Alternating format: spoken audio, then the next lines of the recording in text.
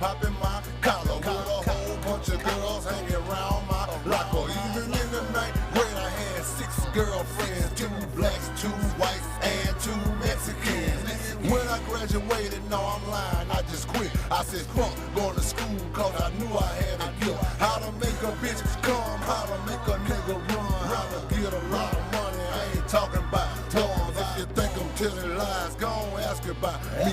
In the 10th grade, I had cars parked down the street. And you wearing a school sweater, I'm wearing a black meat. And you got on Chinese shoes, I got gators on my feet. Now, ever since I can remember, I've been popping my collar.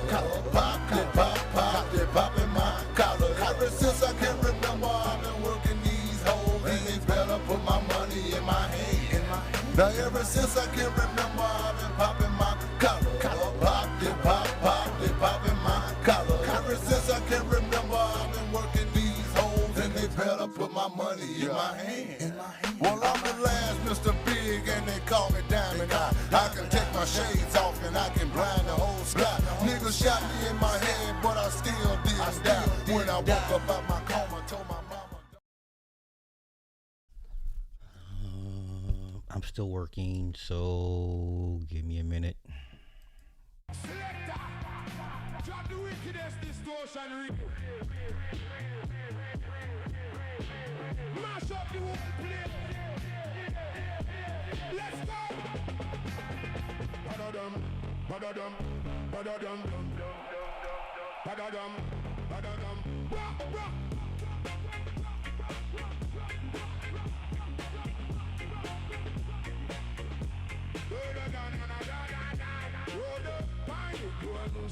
Bringing your friend, load up in fun for lose and for pretending. She overpour. Show her blood fire. Oh no, me know I got the woodman. Hello, hello, hello, oh hello man. Hello, hello, hello, oh hello, hello, hello, hello, oh hello. Jano, hello, hello. We life out in the dangerous man. Yeah, we don't know. Entertain us. We feel stupid and contagious. Blood clot. Yeah, we don't know. Entertain us. Amulato. Albino. A mosquito. Libido. Yeah.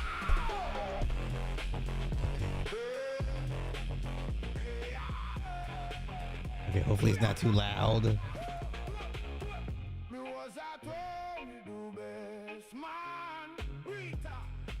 I figured since we're doing the topic of Adolf Hitler being a Blackamoor, have some Jamaican music. Why not, right? Super late stream. I didn't feel like doing anything today, so we're here late night. The name of this song, I pulled it from, I'll tell you what. I have no problems emailing out. Just email me. Do you have my email? Email me and I'll send it to you. It's an AI song that I heard on IG, and I was like, oh, this is cool, and I ripped it. It's an AI song. So yeah, email me and I'll get it to you. You have my email address? Okay. Let me just, for those that are wanting this song playing in the background, email me and I will gladly send it over to you. December 2016 June. Okay, boom. Should be good to go. Should be good to go. Okay, yes, indeed. Happy Tuesday. Oh wait. Hold up. Let me send this message out. Hold on, y'all.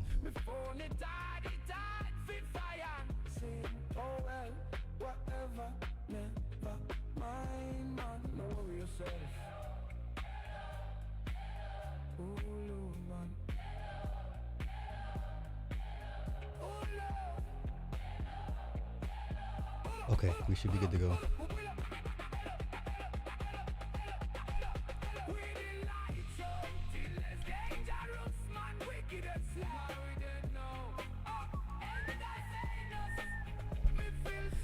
Where do I want to start right now? Where do I want to start?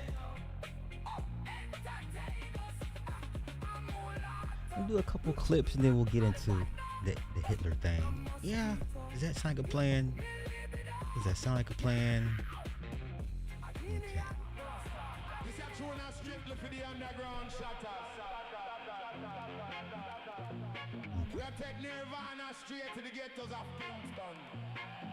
Yeah, I know. Listen, I'm on the West Coast. Y'all gotta cut me some slack. I wish they went to a universal time, but which is dumb not to have universal time zones, which is insane.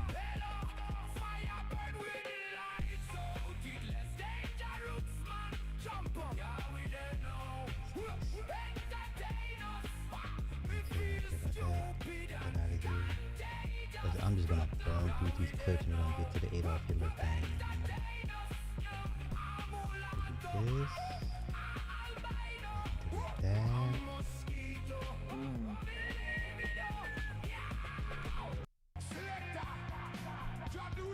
Okay, where's this HBCUs? Kicking some backs in. Am I gonna kick it back in tonight? Let me see what this HBCU talking about. What they do here. Okay, let's go here. I got time.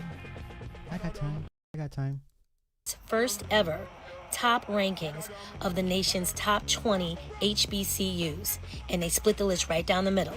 The top 10 private schools and the top 10 public schools in the nation, and they base this on the following: student outcomes, ROI, return on investment, and graduation rates. Let's take a look at the rankings. So let's start with the top 10 public HBCUs. Coming in first place is North Carolina A&T State University, followed by FAMU, Prairie View A&M, Morgan State University, the University of the Virgin Islands, Tennessee State, Bowie State, Winston-Salem State, Elizabeth City State, and Delaware State. Okay, the sheer irony of all this is that your top 10 private HBCUs, Howard is backtracking off its de-enrollment. Morehouse has men wearing dresses and heels. Fisk University has its students living in shipping containers and is currently building a data center on campus. But okay, this is do what's best for y'all's kids. Now let's take a look at the top 10 private HBCUs. Coming in at number 1 is Howard University, Spelman College, Morehouse, Xavier University, Hampton University, Tuskegee. Where'd you go to? Which HBCU did you go to? Where'd you go to? Fisk, Talladega College, Clark Atlanta, and Tougaloo. Very, very interesting. And is your school on the list? Let me know. Okay. I got time. I always have time to kick in the backs of HBCUs. HBCUs and pit bulls. I'll never run out of stuff. Matter of fact, I got a pit bull right here. Ain't this about something? Lord have mercy. Lord have mercy. He's right on my chest, one on each side. I was scared that they would eat me. Regina says a pair of huge pit bulls that charged at her and killed her 11-year-old dog named Bella. The grandmother is talking only to Eyewitness News. I was holding on to Bella, let her go. I was trying to take Bella, I wouldn't let her go. Regina says the violent incident unfolded here in front of her Brooklyn home July 6. She took Bella, who was on leash, out for a walk, looked up and says she saw the dogs. No one was around and they were off leash. I picked Bella up, coming up the step, and I got beaten. I didn't even know that they followed me. This is where Regina tripped and says the pits pounced. Lynette lives a few doors down. I just remember that frantic scream, like somebody died. Regina followed the dogs around the corner here to Church Lane and took these pictures. She says a man drove off with the dogs. Bella was dead on her front lawn. She was my companion. She doesn't deserve to die that way. Before the incident, Lynette says she spoke to another man who lives here about the dogs barking all night. She says he told her this. He got them because people are stealing everything he has on his property. This is that man. Where does the guy live? He live in Brooklyn somewhere. David insists the dogs aren't his. He says this man sometimes lives in a truck with the animals parked on his street. Last time over here with the truck, when I saw the guy, I told him, take the dog out. And he take the dog out. Regina wasn't seriously hurt, but did spend several days in the cardiac unit. I want this man to be held accountable. I want those pit bull, they are vicious. They have to be put down. Kimberly Richardson, Channel 7, Eyewitness News. There's right on my chest, one on each side. I was scared. Okay. I'm always here to kick in the backs of these despicable, disgusting breed of dogs. I will always have time. Let's see what we got here. What is this urban thing? So you went to wait. Houston, Tillotson, first HBCU in Texas. Nice. Okay, tell me about your experience. Would you do it again? Would you send your kids there? I'm dying to know because my dad was like, "You're not gonna go to the fucking HBCU." Even if I wanted to, my dad was like, "No." So please, educate me on your experiences. How was it? How did it shape you? Are you a better person for it? Would you send your kids there? I'm dying to know. I'm always willing. I always want to hear the other sides of the argument. Let's go here. Mixed kids. This is why I'm not the biggest proponent of biracials. Now, and don't get what I'm saying misconstrued. I don't think people understand the sheer confusion and complexities of being a biracial child. I don't know what that's like. I only assume, especially when the parents are not in sync, right? Because let them tell it. Oh, that's the greatest expression of love because they didn't see color. Blah blah blah. Okay, and then you raise a bunch of mixed kids that spend time trying to identify with one side or the other when they shouldn't. They should identify as their own. I've been saying this. Listen, if you're biracial, you call yourself black, okay, God bless you, but you're not black. What y'all should be doing is creating your own buffer class, your own little mini sub ethnicity, okay? Because you're not black and you're not white. One side don't really get down with you. The other side put you on a pedestal for the wrong reasons. But let's go here. Pay attention to what this white daddy says to his mixed son. See, the white dad is trying to get this kid ready for life. The mama is stupid. The son is a goofball. Everything's jokey jokes. But come on, let's go here. Let's go. That haircut. Your skin is lighter than mine. No, it's not. Yes, it is. I don't care. You are Caucasian. Are you Caucasian? What are you? I'm black. Okay. So the white man says you're Caucasian. His mama says you're black. The kid identifies as black. Do you see the state of confusion already programmed into this kid? Let's continue. You're mixed. You hear that? I'm not gonna. I spit something. What? You can't have like stuff. Point the camera that way. You're mixed. I said point the camera that way. Just fix it up a little bit. Didn't he ask you What? the other day for a DNA test? Yeah, and look at his hair. It looks nothing like you. Okay, now the pushback I have for that is if you had read the Forgotten Cause of the Civil War, when it was about freeing the white slaves, they went by who the mama was. So it depends on what racial group you're dealing with, what demographic, what year, or what time frame, which religion. Some religions, like the Jews, go by who your mama is, not your daddy. And the same reason down in the deep south, when antebellum slavery was running rampant, and the white folk found out there were white people enslaved in the south, that was part of the catalyst for the Civil War, because they were spreading propaganda to the north to say, hey, look, They got white folk here enslaved right next to these blacks. And the white folk were horrified because the South wanted to enslave everybody.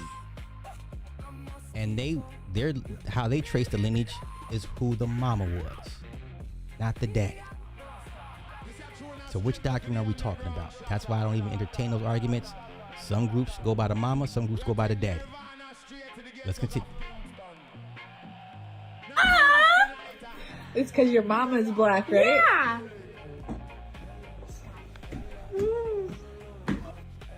So did you catch what the white man said? His hair was a problem. It's like y'all see the mixed kids.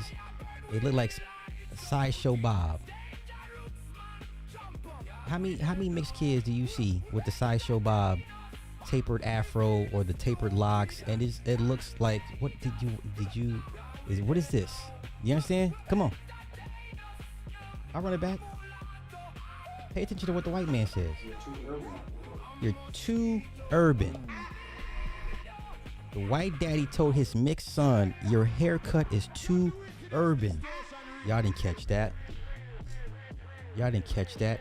And I don't think this white man had any inkling when this son got to this age, he would be having these types of problems. It's all good when you banging the dark meat and she look good, she smell good, she tastes good. And, we're going to have a cute little baby. He's going to have green eyes and thin hair. It's not going to be kinky. It's not going to be nappy. It's not going to be no 4C hair. Right? This is an expression of our love that it shows the world that both blacks and whites can come together, blah, blah, blah. And this white man sat here and told his mixed son, your haircut is too urban. And this little boy, okay. Urban? No. Yeah, urban with that haircut. How many mixed boys do y'all see with haircuts like this, or it's twisted, or it's knotted up, and it just looks like y'all football players, y'all NBA look at the NBA teams. None but mixed kids, mixed boys with their hair like this, or locked up, or twisted, or braided up. Like, do y'all have any idea of any semblance of wanting to establish your own identity? You don't look like yourself. Y'all all look the same. They all look the same. Lighter than mine. No, it's not. So let's go through these comments. I don't care. Let's go through these comments. You are Caucasian. Are you Caucasian? What are you? I'm black. Okay. You're mixed. You hear? So the daddy says you white. The white daddy says your hair's too urban. The mama says you mixed. The boy identifies as black. Okay, y'all got it. Let's go here. The mom constantly saying he's mixed when he proudly said he's black is also something. Why don't y'all teach y'all biracial kids to accept them being biracial? Stop trying to convince your children to pick a side, because both sides are going to use them for their own advantages anyway. But let's continue. Dad was saying it's too black, which is precisely the problem with his remark. Also, you can see his son's feelings got a bit hurt. What an ass of a dad. That's a racist comment. He couldn't be too racist when the black mama's like, give me the racist peen. Give me that white racist peen. Give me your white racist semen so that we can raise this half racist white mixed kid.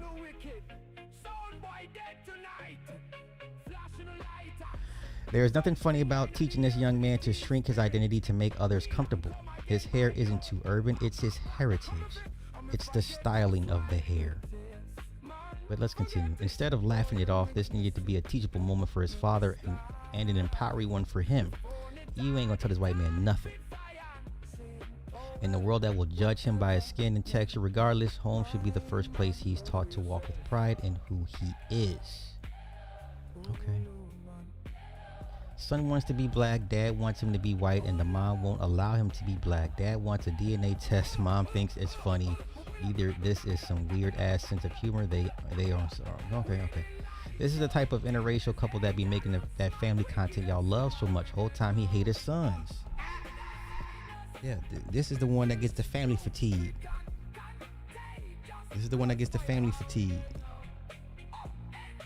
Okay.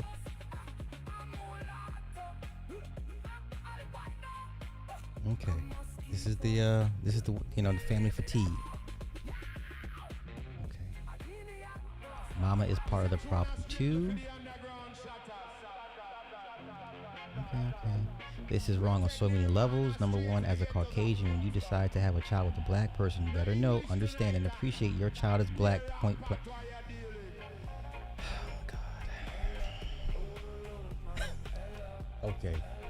It is our job as an interracial parent to encourage your child's identity, for him to tell his black son, who in the eyes of society is going to be seen as a black man, that he is Caucasian, is disturbing. The dad said, I mean, look at his hair. He looks nothing like me. So basically, this dad wanted some chocolate on his arm, but didn't want to deal with everything else that comes with it. Most importantly, protecting and celebrating his black identity. I swear some white people have biracial children as a fad, like it's all cute in the moment. Okay, this is too long-winded. Listen, I understand how society will view the children. I get all that. But there's enough of them to form their own class and become an economic powerhouse for themselves. Isn't that why the black HBCUs were created in the first place, for those mixed kids of the slave owners? What the fuck are we talking about? Isn't that why HBCUs were created in the first place, to educate these mixed kids? What are we talking about? Society views everybody with a drop of melanin as black. What is that? What is that? Back then, you were called swarthy.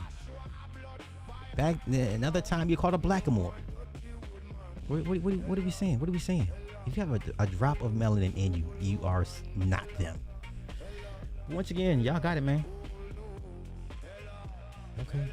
Once again, how many mixed men, young men, do you see with the same sideshow bob haircut? All you have to do is turn on an NBA basketball game, and they all look the same. Okay. Let's go here. It seems that two things are happening at once in this video. On the surface, it appears the father is pressuring the child against a hairstyle that allows the child to feel more aligned with his black lineage. However, when you look deeper, it also seems that the father is struggling with feeling like he doesn't see his own identity in his own son. That came through when he made the statement, he looks nothing like me. Hopefully the family does some form of therapy. They're not gonna do therapy. Stop. You know what the white man's version of therapy is? Family fatigue. Grab a Mossberg 870 or the Benelli M4 and go to work on everybody. Or if he's really about it, he's got an AR-15 with a 16-inch barrel with a suppressor on it, with Trigon sights or maybe a red dot. And then for a backup, he's probably got a SIG P220, maybe a Glock 17 modified or a staccato, right? What are we talking about? What are we talking about?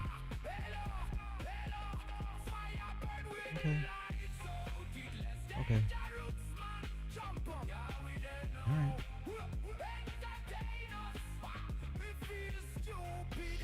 Okay, let's continue.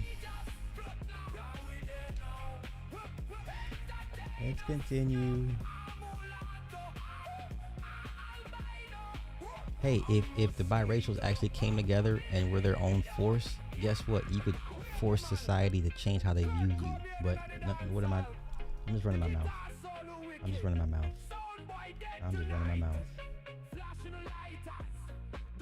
Let's go here. Oh, this was interesting. I thought this was a skit.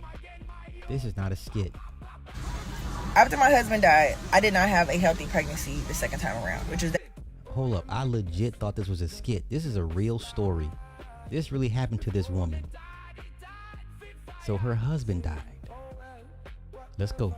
I was lacking affection. I was lacking attention. I didn't get to do Lamaze classes and this and that and that. And so I still have a yearning to have a healthy pregnancy where I have love, belly rubs and whatnot. So I asked my friend Stephen Brown, hey, could you give me a baby? We've been friends since 2017. And so originally talking to him, I'm like, just put it in the cup and I'll push it up there or something. And then at the moment, he's all sitting there like, oh, would you help me? Did you do this and do that? And it's like all men, but that's like a relationship. So we start talking about those portions. We discuss schooling, names, discipline, vaccines, everything. Oh, come on. Come on, come on. Oh man, hold up. Okay, hold up. Damn it, IG. I'm gonna get to it. I'm getting to it. We're gonna go back. Okay.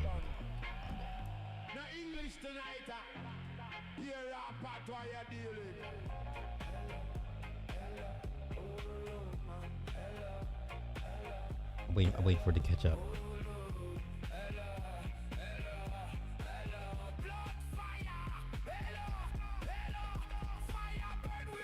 Almost there. Okay. It's 2017. And so originally talking to him, I'm like, just put it in the cup and I'll push it up there or something. And then at the time, at the moment, he's all sitting there like, oh, would you help me? Did you do this and do that? And it's like, oh man, but that's like a relationship. So we start talking about those portions.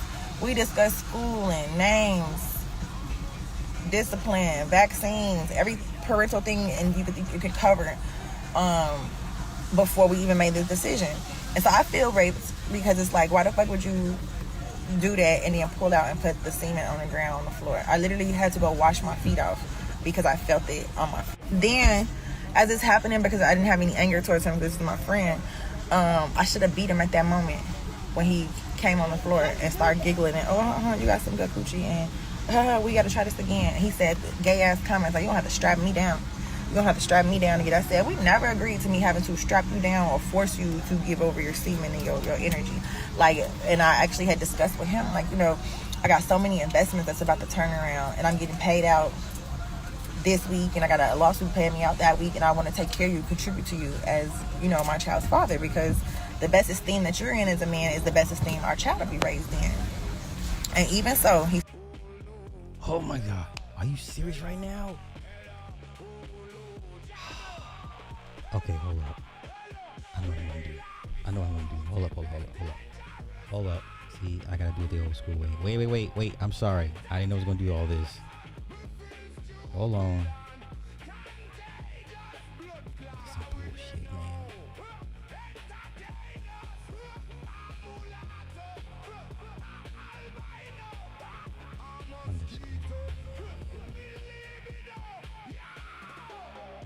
Because I want to hear the end of this. This story is really messed up, and it's kind of her fault.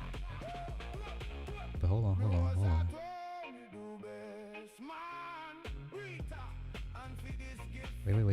Wait. Okay. How my friend lied to me. Okay, here we go. Okay, I got it. I'm gonna rip it. Hold on. Everybody calm down. We're gonna go over this. Willie Weeks, I got the two for the Cash App. Yes, Anglo-African. I would definitely... I've been down this road. Talked about the Afro children of Rhineland and how Hitler made them pretty much go extinct because he... what is the term I'm looking for? He sterilized that entire race of people.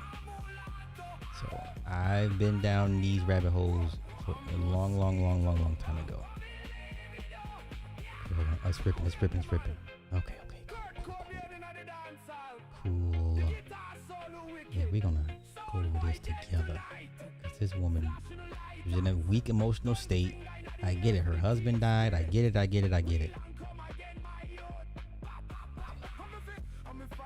Got it. I'm gonna send it to myself. And we're gonna go over it together. Friend. I just want to know what is her motivation for all this. Like, what does she hope to gain out of telling us this story? I guess maybe it's catharsis for her. I don't know what her intent is, and I'm not gonna try to understand or act like I know. Okay.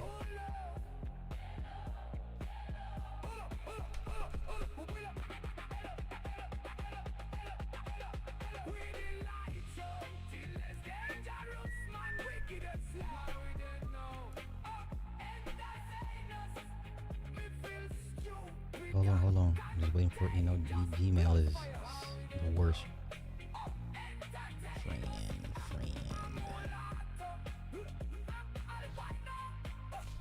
It's AI, bruh. It's AI. It's not a real song. It's not a real. It's not a real artist. It's AI. This shit is taking forever to send. I was on IG one day and I heard it and I was like, oh, that's cool, but it's AI.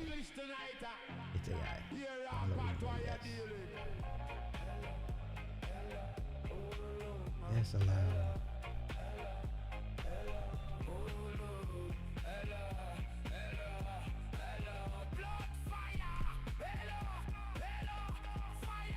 And listen, I almost prefer this version than the original. That's the scary part. Okay, I got it. Let's go here. Ready? All right, this is the story of a lovely lady. Let's go. So yeah, this is how this story went from beginning to the end. After my husband died, I did not have a healthy pregnancy the second time around, which is that I was lacking affection, I was lacking attention, I didn't get to do little Ma's classes and this and that and that. And so I still have a yearning to have a healthy pregnancy where I have love, belly rubs and whatnot. So I asked my friend Stephen Brown, hey, could you give me a baby? We've been friends since 2017. And so now, I'm not going to sit here and act like this is not normal, okay? I've had people ask and I was like, no, or it just didn't work out for whatever reason. So I can understand why a woman would just ask her, a good male friend, hey, just give me a kid and, you know, we'll just work out the rest later on. Okay, so this does happen. Let's continue. Talking to him, I'm like, just put it in the cup and I'll push it up there or something. And then at the moment, he's all sitting there like, oh, would you help me? Did you do this and do that? And it's like, oh man, but that's like a relationship. So we start talking about those portions. We discuss schooling, names, discipline, vaccines, every parental thing and you could cover before we even made this decision. And so I feel raped because it's like, why the fuck would you do that and then pull out and put the semen on the ground on the floor? I literally had to go wash my feet off because I felt it on my feet. Then as it's happening, because I didn't have any anger towards him, this is my friend, I should have beat him at that moment when he came on the floor and started giggling and, oh, you got some good coochie and we got to try this again. And he said gay ass comments like, you don't have to strap me down. You're gonna have to strap me down to get. I said, we never agreed to me having to strap you down or force you to give over your semen and your energy. Like, and I actually had discussed with him, like, you know, I got so many investments that's about to turn around and I'm getting paid out this week and I got a lawsuit paying me out that week and I want to take care of you, contribute to you as, you know, my child's father, because the best esteem that you're in as a man is the best esteem our child will be raised in. And even so, he still didn't keep his word. And the next morning, he calls like 7 in the morning, texting me good morning. And that was great. We text throughout the day. But then the second morning thereafter, now the nigga don't say nothing. Completely ignores me. I call, how you doing? You all right? And this is what happens with men who have high sexual energy, where you was filled up for one day and now here's day 2 and 3 and all the rationale of I just agreed for a family, I just tried to, you know, create a relationship with my friend. Now it's just thrown out the window and I'm mistreated, which in a way I had never even been treated while we dated or while as friends. Ma'am, that's called post-nut clarity. He thought about the implications and the weight of said decisions and lifelong cost at his expense. He had, I don't know, are you women not allowed to change y'all's mind? So why is this man not allowed to change his mind? Y'all change your mind the last fucking minute. Why was he not allowed to change his mind? Oh, but let's continue. And so this is still not dating. It's still like, hey, are you gonna be in the like, we're not sexual, am I gonna still get the sperm again? He says, oh, I think that might have been enough, or I think it might be in there. It's like, that's just not how it works. It's supposed to, you know, actually get a full dosage like we agreed, and it's absolutely crazy. So it's just like the laws, y'all think that's right? Or they can just manipulate it. And so yeah, somebody telling me, oh, now you got good coochie, and he's sitting there now with a flashlight or like a light looking under my skirt because he wants to see me, see my vagina now. And it's like, oh yeah, you a freak. Saying you gotta be strapped down was like, that's gay. Because most guys say tied up, tied down, held down. Like if you're on top riding or something, he said strapped down. And I think he knows that I put my finger in boys' butts before, so he probably wants some of that energy. And it felt like an instant yearning for me instead of complying with what we had agreed with, keeping his word, what we had agreed to. So ladies, don't ever do this. unless you got a man that's honest, you know they're gonna do it. Like, just, I was abstinent for 5 months, and I felt like, man, and being abstinent, I just want to procreate for a baby. I don't want to grow in age and not have more kids. And so, moving too fast, I created my own pain. Interesting. You know what?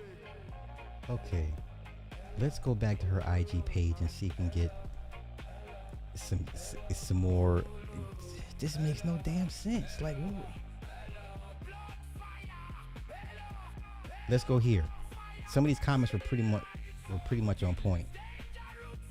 Now she says, now my coochie stank. I have no clue if I'm gonna be pregnant. Got a test in a week, and overall, this is another body I refuse to pay attention, fellas. This is another body I refuse to add to my list of lovers. This is 2 minutes. Just don't count. Don't even bother having this body count argument. They pick and choose who they want to add or who they want to admit to having on their belts, notches. Oh, at the time I sucked off 3 men, doesn't count. All that time I did anal with that other guy, doesn't count. They only pick and choose when they. So clearly this woman told the whole world, this man, you're trying to get this man, get you pregnant, and she says, I'm not going to add this to my body count. What kind of logical conversation can you have with this subject matter? Okay? Let's see. This is a good point. A lot of these men have no problem sitting in the friend zone for years until a woman is vulnerable enough for them to F on. I hate these ninjas. She's right. She's right. Let's go here. What's wrong with meeting someone special to share your life with? The whole shit was wrong from the rip. Can't expect normal from a situation like this. Kids are major decisions and deserve way better than you can donate. Okay. All right. It's bananas. You can't find a real partner. Still need a baby. Right. Sound like you had the right idea. Wrong guy. Got cold feet. And then you notice how she said she felt like it was manipulation on his part. Like, what? Is he still your friend or you just ain't effing with him? Nah, he blocked. That man's energy is trash. I cried and called him for about 2 days expressing myself, and I felt closure to just let karma do the rest. Okay. Once again, I want to hear his side of the story.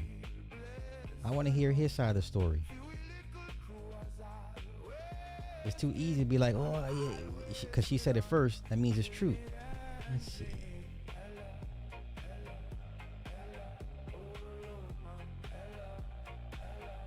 Okay, let's go here.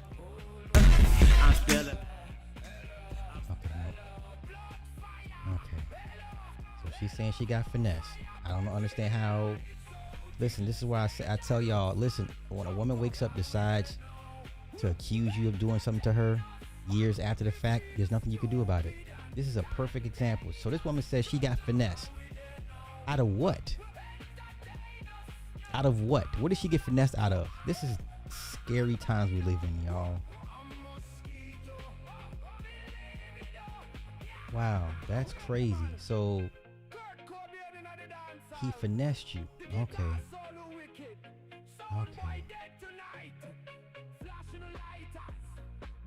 Y'all be careful, man. Alright, see, I see some baby, I see a onesie. Okay. Listen, like I said, there's nothing you could do. She can wake up one day and be like, yeah, 20 years ago, some random, I remember his name and he did something to me. And there's nothing you could do about it. Okay? Man. Right? Okay, let's continue. Women like that are dangerous. Extremely, extremely dangerous. Let's go here. I agree. He dodged a whole big ass problem. Let's go here. Rest in peace to Static Major. Let's go here. I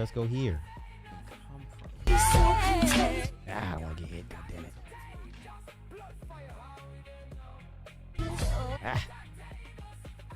Hold up. I'm going to start talking. DJ motherfucking Quick. The incredible, incomparable, DJ. amazing DJ DJ motherfucking Quick. My brother.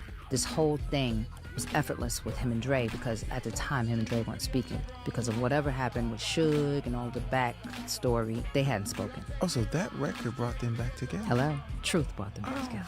Shit. Yeah, you know what? Quick gave me that record for my birthday. We were supposed to be working on something else. Quick, he gave me some other stuff. My birthday just passed. Yeah, Can no, you no, give no. me No, listen. a No, record? listen. It was crazy because at the time, right, we had done all the records we could do, and we were looking for a single still. Dre's like, we don't have a single. We don't have a single. We don't have a single. When I started talking to Quick was giving me other tracks. I don't know what made him call me with this one, but he had done this track with MC Lyte initially. He put it on her. She put the vocals on it. Never came out. He was like, listen, see what Dre feel about this track. He sent it to me. Dre is in the hospital at the time with his wife having his daughter. I don't want to disturb y'all, but you gotta hear this. I know it's a baby. But I got one too. Dre was like, what the fuck is this? Yeah. He's like, what is this? Had you cut your vocals yet? Or it's No. just a track? It's just a track. No, I tried to and a write to sample. this shit. It was killing me. I couldn't write to it. It was driving me crazy. Man, at the very least, if you're gonna be an artist in this business, be able to write. Even if you need a co-writer, or if you need a skeleton reference track with something, be able to write something. This bitch didn't write none of this. That record, she wrote none of it. Okay, let's continue. I had to call in Static. Rest in peace. My brother. Mine as well. When I tell you that man came in and wrote Addictive in 5 minutes, praise God. 5 minutes. 5 minutes. He walked in, he sang down the melody. He walked out, he listened to the melody. He walked in, he put the lyrics to it. He walked out. I said, I know you. Oh, so you didn't write on Addicted? No. Now, this should be embarrassing to her as an artist. This should be embarrassing to any artist who didn't contribute no type of nothing to the end production. You didn't contribute nothing to this. You didn't put in 10 words, 5 words, a bridge, a hook, nothing. This should embarrass you if you're an artist.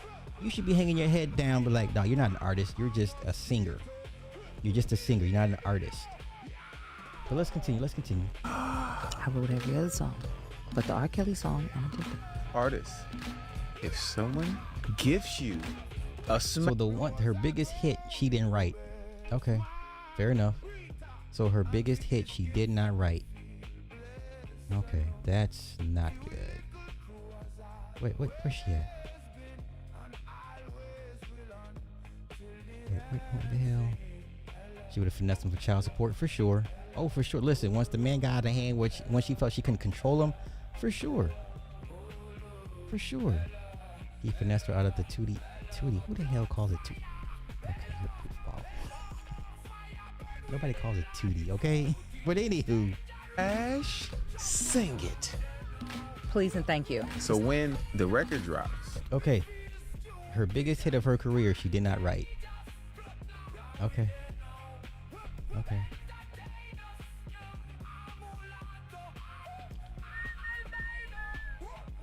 Let's go here. Do we either go to Kiki or Deion Sanders? Ooh, let's go to Deion Sanders. This is ugly. Now this guy, listen, just take it for what it is, one man. thing. I'm presenting information. Y'all know one thing about me is I'm going to keep it 100 with you. And so, that's with anybody, Tour ain't no real snitch, like trying to snitch on somebody. This person really think that they could really do what they want to. And people use money if they can to try to bully you in a place where he think he can set these things. And the whole thing about it is like, I don't understand why people would just allow that to happen to someone. But, oh well. But the reality about it is this.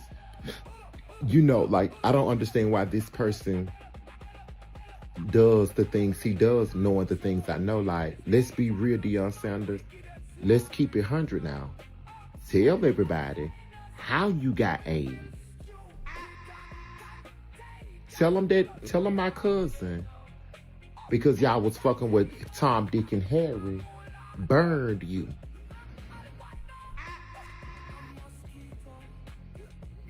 Tell these folks that you got AIDS. Tell these folks that the prep that you take is for to keep you undetectable.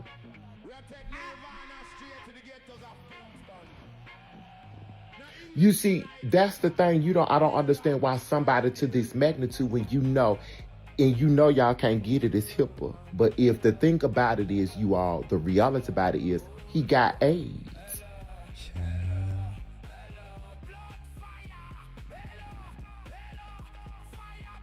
And that's part of the secret with the abuse too. Because you know he got AIDS.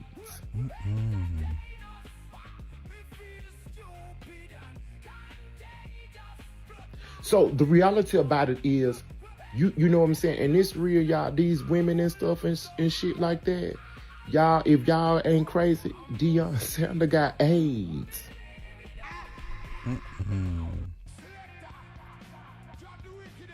It is what it is. Sin to cease to desist if I'm lying.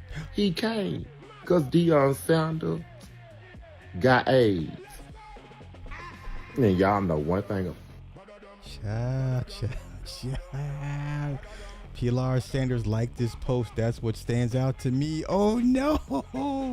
No. I saw that she wrong for that. Oh no. Regardless, that's the father of her kids, and it's messy. She did wrong. Oh no. Wonder if it's something she knows that we don't. No. And he responded, she knows the truth about what happened to me. It's time for someone to stand up for what is right. No. Right, makes me think it must be some truth to it. Maybe she knows if she liked it, then that means she knows he has it. What? So if she knows something, do that mean she got AIDS? What? What the fuck is going on? Uh-oh. They're asking him, what happened to you? He's bi, is what you're trying to say? Well, what happened to you? Oh no. Oh no. Right, and he has taken great care of his kids too. She wrong. Oh no. She hella old and hella petty. No class at all. Just an old ex-trophy wife living through all of her kids. Oh no. Oh my God. She bitter and a mess. Damn, I didn't know they hated each other like that. Yeah, it's a genuine hate.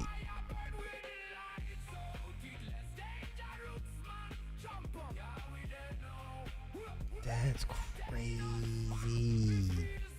Let's go here. So what? Why are you worried about it? You came on here with no proof just for the sake of clicks and views. And again, if he does that, is none of your business. Exactly, who cares? I do. If his health is declining before my eyes, I want to know why. People put their entire lives online for entertainment. Gotta tell the good and the bad. Okay, talk that shit. You know something we don't do, tell. Oh no. Why you want to know? You gonna pay a hospital bill? You gonna pay his mortgage when he can't work? You just nosy. You don't care about that man for real. Listen, ever since he exchanged those kids' lives in Jackson State with the jab for a football field from Walmart, I said the hell with Deion Sanders. I don't give a damn. This nigga missing 2 toes, half a calf muscle. He's diabetic and he's on blood thinners for life. And he just had bladder cancer. I don't give a fuck about him.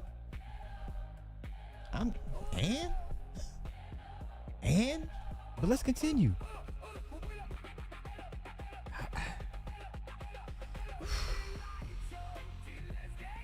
This is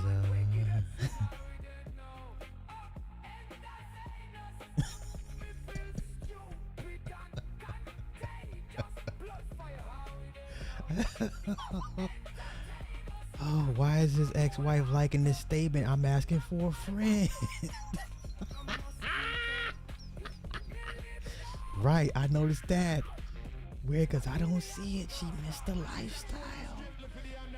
Man. Wait. Let's continue. Let's see what else he got.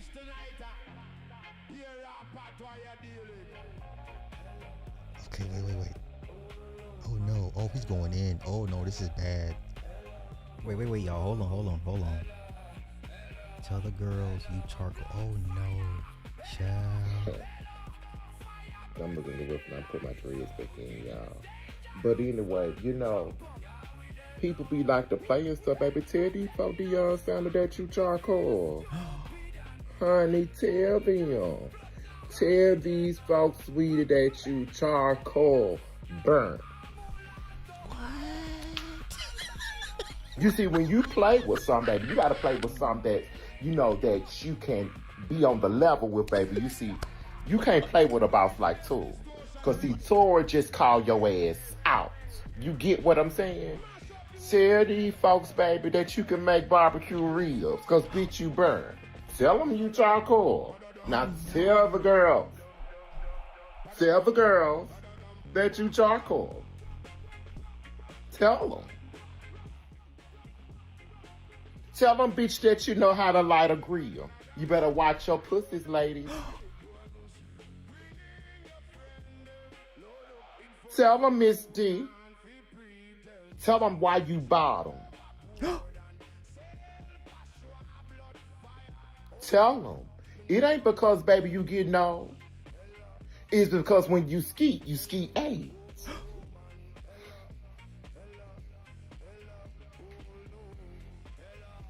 Tell them, sweetie, when you skeeting, that's why you don't, nutting folks. You skeeting AIDS. Tell the people now. Tell the tea. No, sir, no. Tell these folks just like it is. And a lot of people, this is just Tor. Tor can't be nobody else but Tor for y'all ass. You feel what I'm saying? A lot of people think that he trying to be this, he trying to be that. I ain't gonna be nobody but my motherfucking ass for you, baby. Whether you like it or not. But tell them, sweetie, that you not a gas grill, baby. You charcoal. Tell these hoes how burnt your ass is. Tell them that Tracy Edmonds was an arrangement because you was fucking Rashad at AIDS. Tell them. Oh, no. No, not Tracy. Not Tracy. You need to tell them the truth. You know, you like to play this stuff where you can get these other folks to do stuff behind the scenes. Well, we're going to tell everybody, baby, that you need to be on the prep commercial. What? You can do seminars about what it means to take your medicine and how you can stay healthy, bitch. Show the world. That's your next endorsement, bitch. The HIV commercial. No. You remember that hoe when you playing with Tor. Don't do this. Because the reality about it is, baby, you are a grill. Nah, burn. Son. Oh, no. Jesus. Lord have mercy. Lord have mercy. What?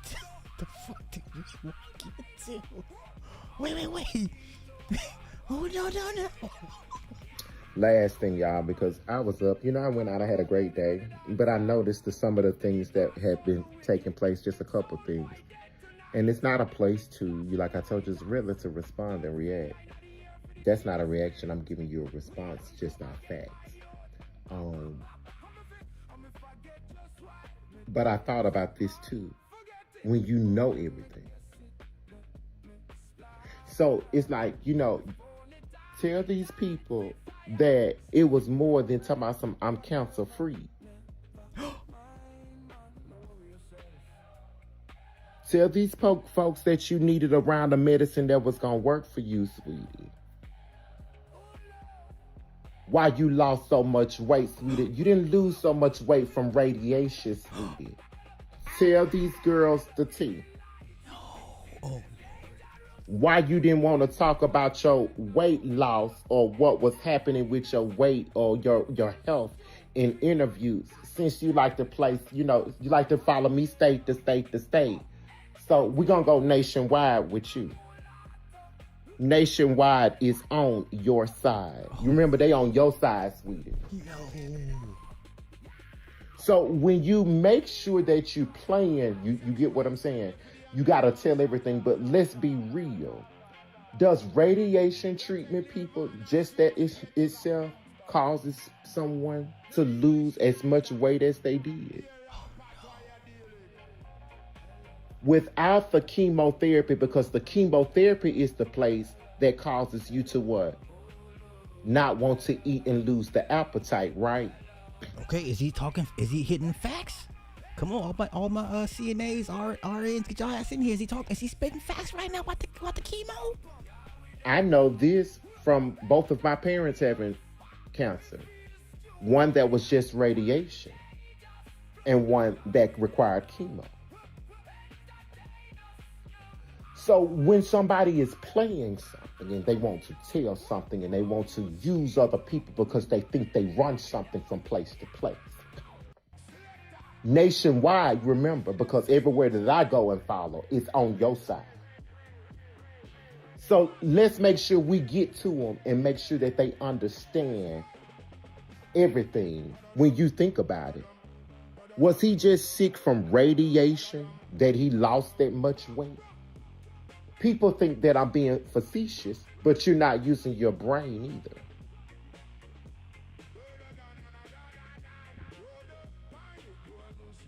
You're not using your brain. When you think about the magnitude of what each medicine or each what they do, those are just facts. Remember, Dion, Nationwide is on your side. It wasn't just radiation, AIDS. Child, what the hell did we walk into tonight? Oh no.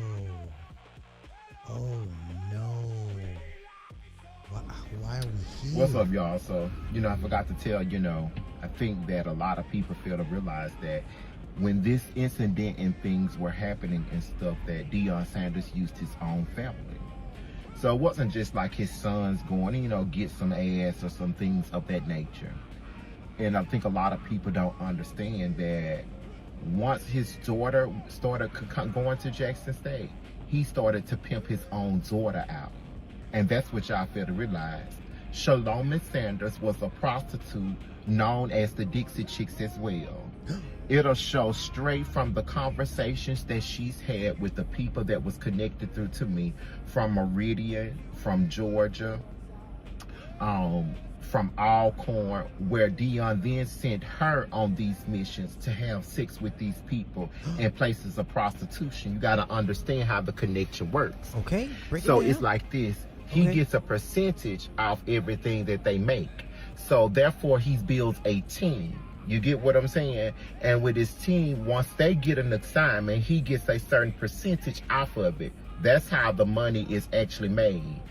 Does this sound like defamation? Does this man sound like he's lying? But let's continue. So instead of his daughter and them asking him for some money, you get what I'm saying? He pimped his own daughter out so that she wouldn't have to ask them for some money. Shaloma Sanders was also a prostitute known as one of the Dixie Chicks. His sister as well. And from my understanding, they like coke, for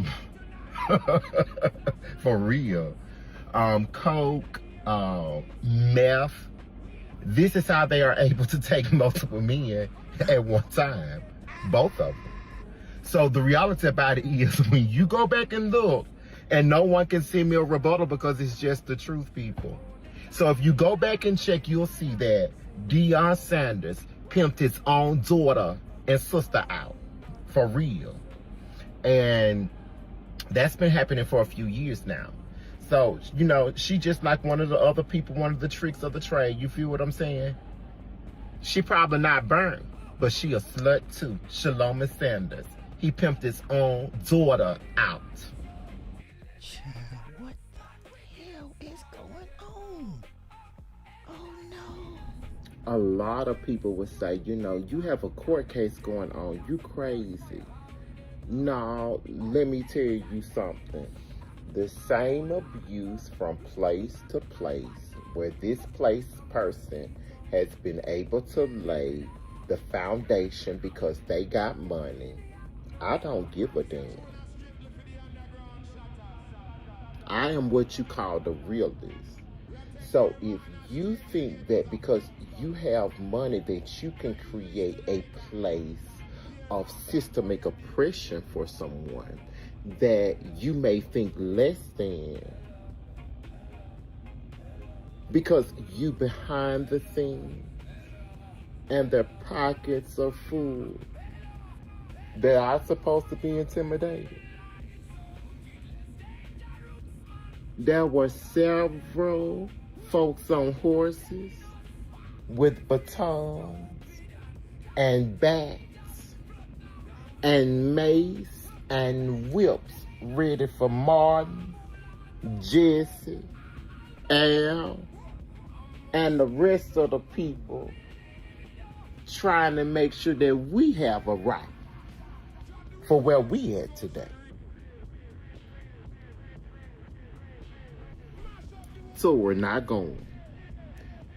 Because the reality about it is, people, them folks lied to secure a bond against a black man for $30,000 in an all-white county, and this man paid them. And lied about it. And so to be vigilant is what Tory is going to do. Okay. So he has a pending court case that he basically says that Dion is paying behind the scenes to kind of get him jammed up. Okay. We're almost done. Jeez, Peach. Let's go here.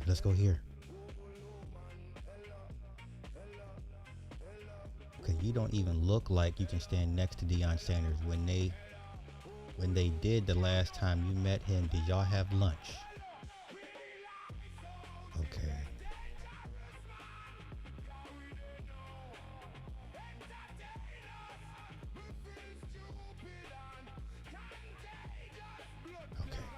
Let's continue. So what a lot of people don't understand is this. Well, why are you don't understand. This person is a narcissist. Deion Sanders is a narcissist. So that's number one. That's kind of what I'm dealing with right now, is somebody that is a narcissist that think they can use their money in a place to do what they want to people. And a little bit about an article, why people saying, well, why are you saying something?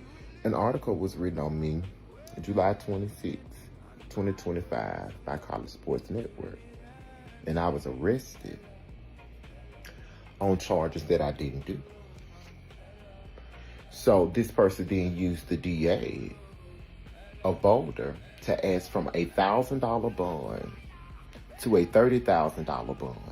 Now, a $30,000 bond for a misdemeanor. That's a bit excessive.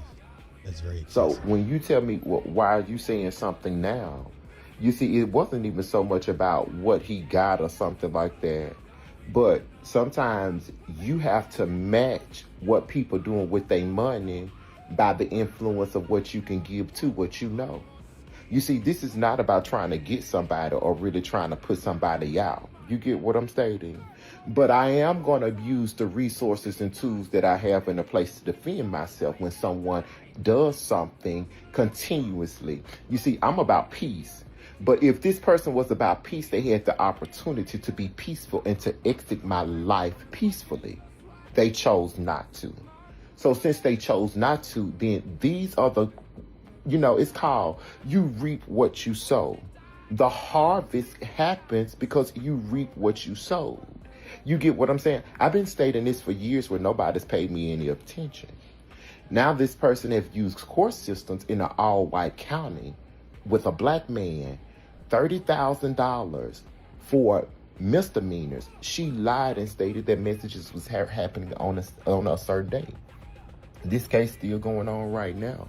I go back to court September 11th. I got a protection order, whatever they said, like they're the victims, when it's been me who really has been the victim. This is not about what this man did or what he got going on. I could give a rat's ass about people business. I protect people. But you can't be mad that what he got going on is a part of my story. You see, I'm not here to please you, and I don't give a damn what you think about Tory. That's number one. Okay. Because see, you ain't paying no bills in here. Okay, let's go here. Wait. Why now? Listen to what Deion Sanders did. Okay, let's go here. It's a court case. So basically. What a lot of people don't understand is this. Well, why are you don't understand. This person is a narcissist. Deion Sanders is a narcissist. So that's number one. You know, that's kind of what I'm dealing with right now, is somebody that is a narcissist that think they... So basically, he's accusing Deion of paying the DA to trump up charges against him for the time that he was arrested for a misdemeanor. Okay? Now, is it feasible for celebrities to sue everybody that talks bad about them, lies on them? No, it's not feasible. But this is madness. Okay. We'll definitely keep our eyes on this one. He goes to court September 11th. What's this? Okay, no. Don't want to see you dance, sir. It's okay. No, thank you. Anything else? Okay. All right. That's the D. This is all alleged, of course. This is all alleged. I don't know even how I got down this path. Please hit the like button. Just please hit the like button, just because I don't even understand how we got here. Okay, last clip, and then we're gonna get to Adolf Hitler. Okay, last clip. Easy Pete's. Let's go here. Yeah, Keke Palmer. I like Keke, but Keke is one of these new generation black feminists. Yeah, I think I feel secure in calling Keke Palmer a black feminist. And, you know, it is what it is, man. This is where we're at right now. So, I'll play this. Ladies, this is mainly for you. I want to get you guys' thoughts on this. Okay? So, we're here. Let's go here. Quotes. Because, you know, there's a lot of quotes. I hope this is, because this is one of my favorites. I don't want anybody in my house. Whoopi Goldberg has my favorite quote. She's like, no, I don't want anybody in my house. Same. And I'm like, I do relate to that. I love Whoopi's quote when she said, I don't want somebody in my house. I relate to that. I don't want nobody in my damn house. Baby, listen to me. Now you're talking. I mean, and speaking of relationship goals, do you have relationship goals? Like, what are your top 3, top 5 things, or, you know? I have one. Ooh, period. And it is a Whoopi Goldberg quote. I don't want nobody living in my house. Girl, I feel the same. Yes, except it wasn't said like that. What was it said? I don't want anybody in my... What was no, it? I said I didn't want to live with anybody. Why is it so crazy when women say stuff like that? I think because people want you to believe that you need to be in a relationship. Why do they want that, though? I don't know, but I am in a relationship with my family. Ladies, is this feminist talk? I have no dog in this fight. I do not know women like this personally. Every woman that I know or work with has a man, lives with their man, they're married, whatever the case may be. I'm privy to a lot of conversations. I've yet to hear any woman that I am around talk like this. I'm talking Mexican women, white women. I'm not around too many black women, but okay, you know what? I think my oldest stepdaughter is like this, but my youngest, no. Shania for sure. Okay, so I could put where's the wife at? She's still here? Did she leave? This is definitely Shania. I could see Shania talking like this, but let's continue. I don't need somebody I kind of just met like 10 years ago or whatever. I don't need them in the house. I also feel like I love love. I'm always open for love, platonically, romantically, hopeless romantic, all that kind of thing. But, and this is through obviously trial and error and experience, I just have realized that I don't value connection if it doesn't allow me to be my full self. Yeah. I don't want to feel in any relationship, and this is why I'm so grateful to have the family that I have. They let me be me. That doesn't mean I don't consider them. Yeah. That doesn't mean I'm not respectful. What does that have to do with living with your man? I don't understand that part. So if you're going to get married, how are you going to work out the living arrangements? Separate wings of the house? I get what she's saying, but it has nothing to do with why you don't want to live with a man. These are two different conversations we're having, but let's continue. That doesn't mean that I don't center them when the moment calls for it. Yeah. But there is this idea is that love has to cost you. That there's this idea that in order to have true connection, your expression of your love, your expression of engagement is simply not enough. This has nothing to do with why you don't want to live with a man. Well, maybe I'm missing the crux of the. Am I slow tonight? It is over my head? I don't know. Help me out. This is why I'm not interested. Yeah. Because I don't want to have to think about you. Wow. I don't want to have to think about what your needs are, why you're upset. I don't want to have to answer questions about why you're mad at me. Ooh. That's deep. That is deep. I don't want to have to worry about why you're mad at me. That is some deep shit. Now, I'm not saying it's a good type of deep, but that's a bar. Whether you agree with it or not, that is very, very, very profound. I don't want to have to worry about why you're mad at me. I don't want to have to worry about why you feel this way about. That's deep. That's deep. I'm happy for you to be at your house. I love a hit and run. Okay. I love a hit and run. And also some of the things that you're mentioning in my mind, I wouldn't even put them on anybody else because that's my. Yeah. Whatever happened to, it's my duty to make sure that I'm happy. It's my duty to make sure that I'm okay. It's my duty to deal with, Well, okay, I'm with you on that. Yes, happiness should come from self. It is not nobody else's job to ensure your happiness. I agree. But once again, we're conflating here. So it went from why you don't want to live with a man to who's in charge of your happiness to you being your best self, being allowed to be your best self. So we're having 3 different conversations all in this one question. This is crazy. Come on. I wrote a book called If Someone Says You Complete Me, Run. Yes. Because that's not what I need from you. I don't need to complete you. I need to do me. And I need not to feel bad or to make myself less than in order to make you feel better. Okay, that's a bad relationship if you got to do all that. No one's saying you should entertain or be no type of relationships. You should never reduce or give up a part. Come on, stop. Now that's silly. But these comments, y'all. This is where we're at. Look at this. Yeah. Cheryl Lee Ralph tried to tell us with her long distance marriage 30 years strong. That's an open marriage. I don't think most people want to do that. Okay.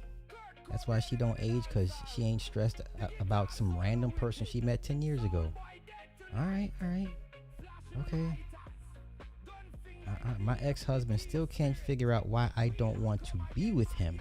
One main reason is because I'm an only child and don't know about sharing. I'm not lonely. My house is meticulous and quiet. My hit and run is across town. Did y'all pay attention to what this bitch said? This bitch said, my ex-husband still can't figure out why I don't want to be with him. She says one main reason is because I'm an only child and don't know about sharing.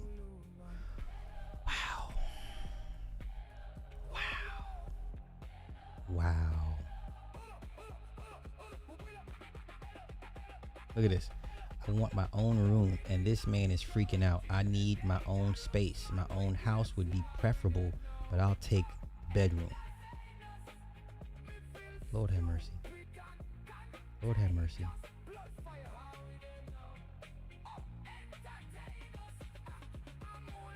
Lord have mercy. Okay. I understand, because I don't want to live with a man either. Mind you, I'm married. Wow. Hey, I'm not here to say these women are right or wrong. I'm just... Let me go give this woman a hug and a kiss and be like, I'm sorry. Because this is a cesspool out here. It is a goddamn... It's a lake filled with blood in the water, and the more I get older, the more I have failed dating stages, I'm realizing I don't want nobody in my damn house either.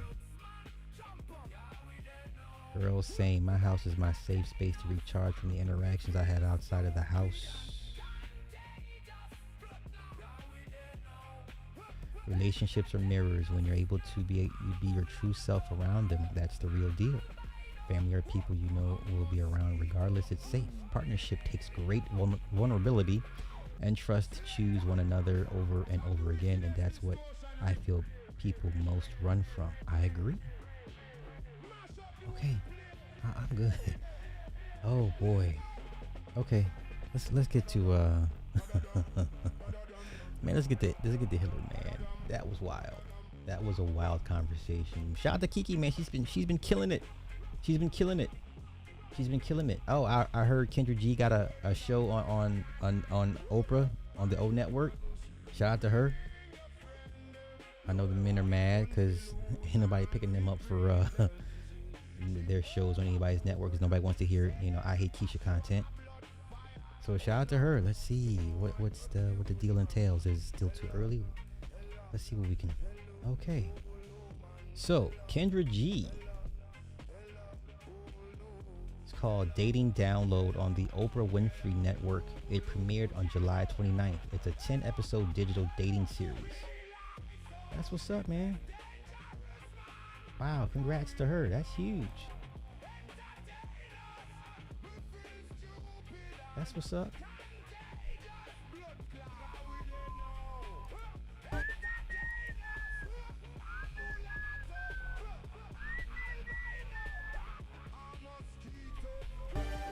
He was like, but did you get clarification?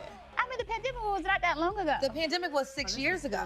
That's now you're not in school yet. Oh boy. All right. You heard her voice. She's here right now. If you're single and you're ready to mingle, our next guest. Man, listen. Man, done took Kevin's slot and then took it to the next level. I know they mad. Kevin is not here to eat off the fruits of his labor. He burnt, what they say, the brightest lights burn the fastest, whatever. Yeah, the brightest lights burn out the fastest. And that man probably got 2 years, a 2-year run, a legit 2 years, and couldn't even stick around long enough to enjoy his works. That's messed up. But Kendra G, man, she's out of here. She's known for making true love connections, and right now she's hosting a new show that explores a fresh perspective on all that modern romance that we love to hate sometimes. She's out of here. We got Kendra G in the house with us. Kendra, thank you so much for being here. Thank you. You're so gorgeous. It's an honor to be here. Girl, I'm trying to keep up with you. I'm serious. Well, black don't crack, honey. And she's looking real good. Okay, we gotta get to Cupid with a K. Yes. Your nickname. Yes. Okay, why are you deciding to become a matchmaker, especially in today's day and age where dating can feel like a nightmare? Let's just start how it started. I was in a relationship during COVID and we broke up. And single life during COVID, you couldn't talk to anybody. It's pre-mass. You had to quarantine by yourself. So I decided to go on IG Live and connect with other single people. Wow. This is April 2020. That was 6 years ago. But I knew that one night because like you, I was in media. I was hosting a morning show in Chicago at the time. And it was real people, not the celebrities I was normally interviewing. And I was like, I got something here if I take it serious. And it changed my life. So that's why it's Cupid with the K. We got more than 25 marriages, 4 weddings this year. I head to Chicago next week for a couple that met inside the Kendra G Singles dating app. Oh so my that's why I'm the gosh. matchmaker, girl. We love it. I mean, Listen, hey, you can crack jokes on her all day about she not being married, and I get all that. It doesn't matter. This woman is out of here. Congrats to her.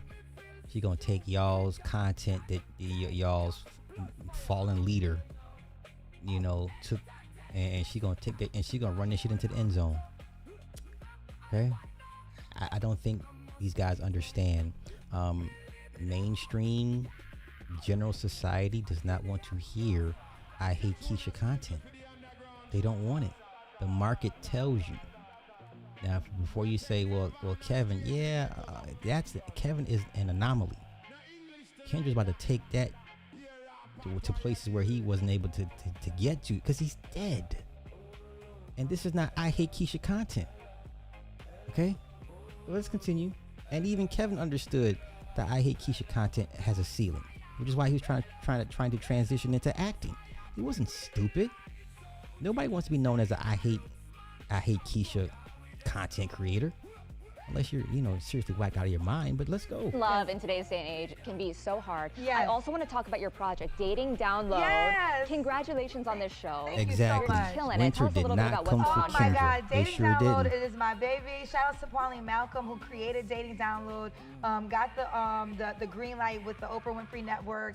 And these three women, Pauline Malcolm, Tina Perry, who's the president of Oprah Winfrey Networks, and of course Mama O, I call her, Oprah Winfrey. They greenlit it. My only critique of Kendra, she needs a better stylist. These stupid goofy wigs that she has on her head. I mean, come on, sis, you got money now. Up the budget. Up the budget. A nice tight sew in, 6 to 8 inches. I don't know, this long drapery entangled. This looks like a mess. So she needs a better stylist. But nonetheless, congrats to her. She's out of here, man. They decided I was the host before even having a meeting with me. I didn't have to audition. Wow. And what you're gonna see in this season is I'm interviewing the women after blind dates we put them on. Oh and my we did our gosh. best to find the guy that you wanted, as in maybe it was the characteristic, Yeah. or maybe it was the aesthetic. And then after the date, I interview the girl to find out if she wants the second date.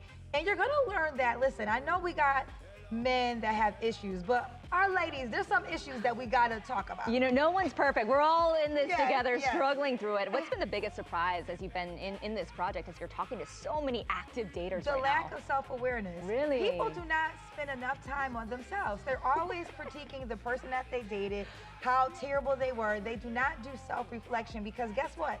You attracted that person. There's something in you that was in that person that made them come into your life. So you got to figure out what was about me that attracted him or her, and what do I need to change so I never attract it again? Okay, she out of here, man. She out of here. Congrats to her. She's gonna kill it. She's gonna kill it. It's gonna make them Negroes sick, and they're gonna be making reaction videos to her content. I'm here for it, man.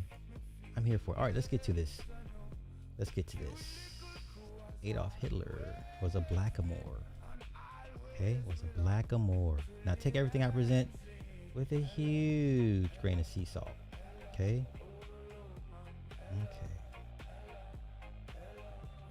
Once again, I'm not here to change anybody's position, religion, opinion. I'm just here to present stuff and make of it what you will. Okay.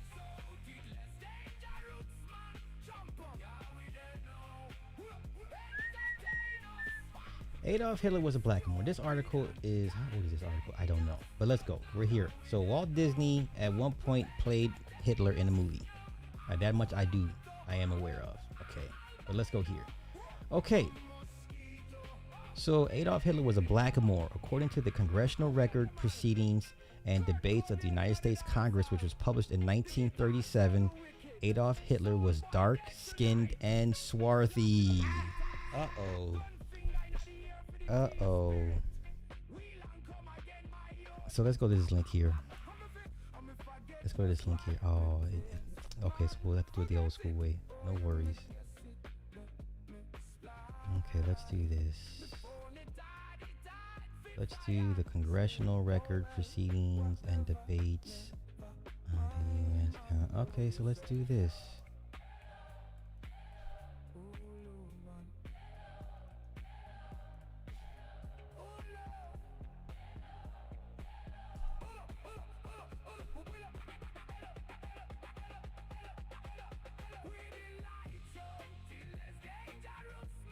Okay.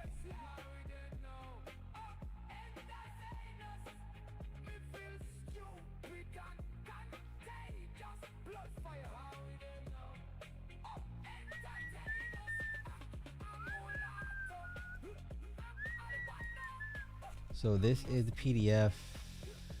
I'm not gonna go through the whole thing, but it's a real thing. It is real. Okay? It is real. So now let's simplify it even more. Okay, let's do this here. Let's do this here.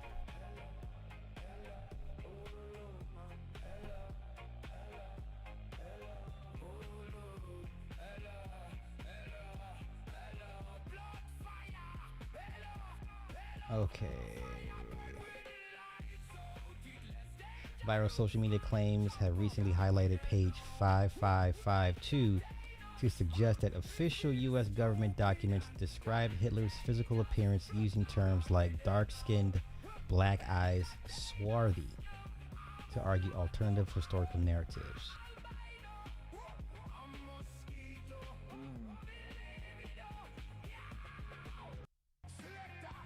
So let's go to page 552. Is that it?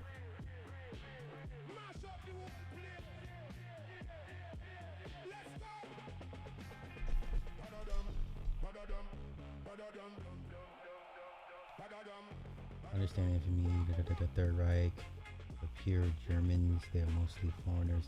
Okay. All right. Behold Adolf Hitler himself, the Al Capone racketeer of Germany. Dark-skinned, black eyes, swarthy, and excitable. Does not represent the ideal of the blonde, blue-eyed, slow, and calm German. He is an Austrian Slav who became a German citizen shortly before he seized power. His first deputy, Rudolf Hess, the intellectual sadist and sycophant of Hitler, head of the Brown Stormtroopers, was born and raised in Egypt, and his habits are those of an Oriental. The Nazi Minister of Agriculture, Herr Deri, the boll-weevil horn-borer and agrarian parasite of Germany, was born and raised in the Argentine. The spiritual leader of the Third Reich, Alfred Rosenberg, is a Latvian Slav. Not one drop of German blood flows in his veins, but he is the most fanatical religious racketeering preacher of pure Germanism. Wow. Holy cow. Holy cow. Here it is there. Page 5552 of the U.S. Congressional Record, the year 1937. Holy cow.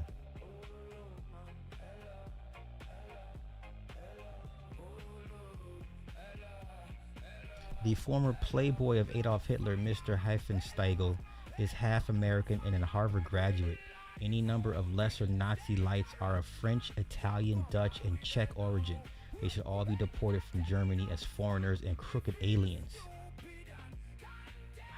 No government of any European nation consists of as many foreigners as the present Nazi government. Holy cow. That's insane. That is insane. That is insane. But let's get back to it. We are here for it. We are here for it. So let's go. Yeah, these were like all the little black Germans and the black. Okay, black folk everyone. Okay. We're getting there. We're getting there. We're getting there. This is crazy.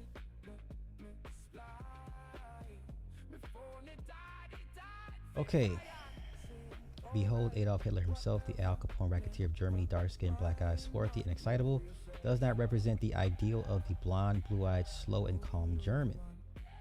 Swarth, Gothic, Swart, Saxon, Dutch, black, darkly brown, tawny. Tan or tawny is the color of the chestnut.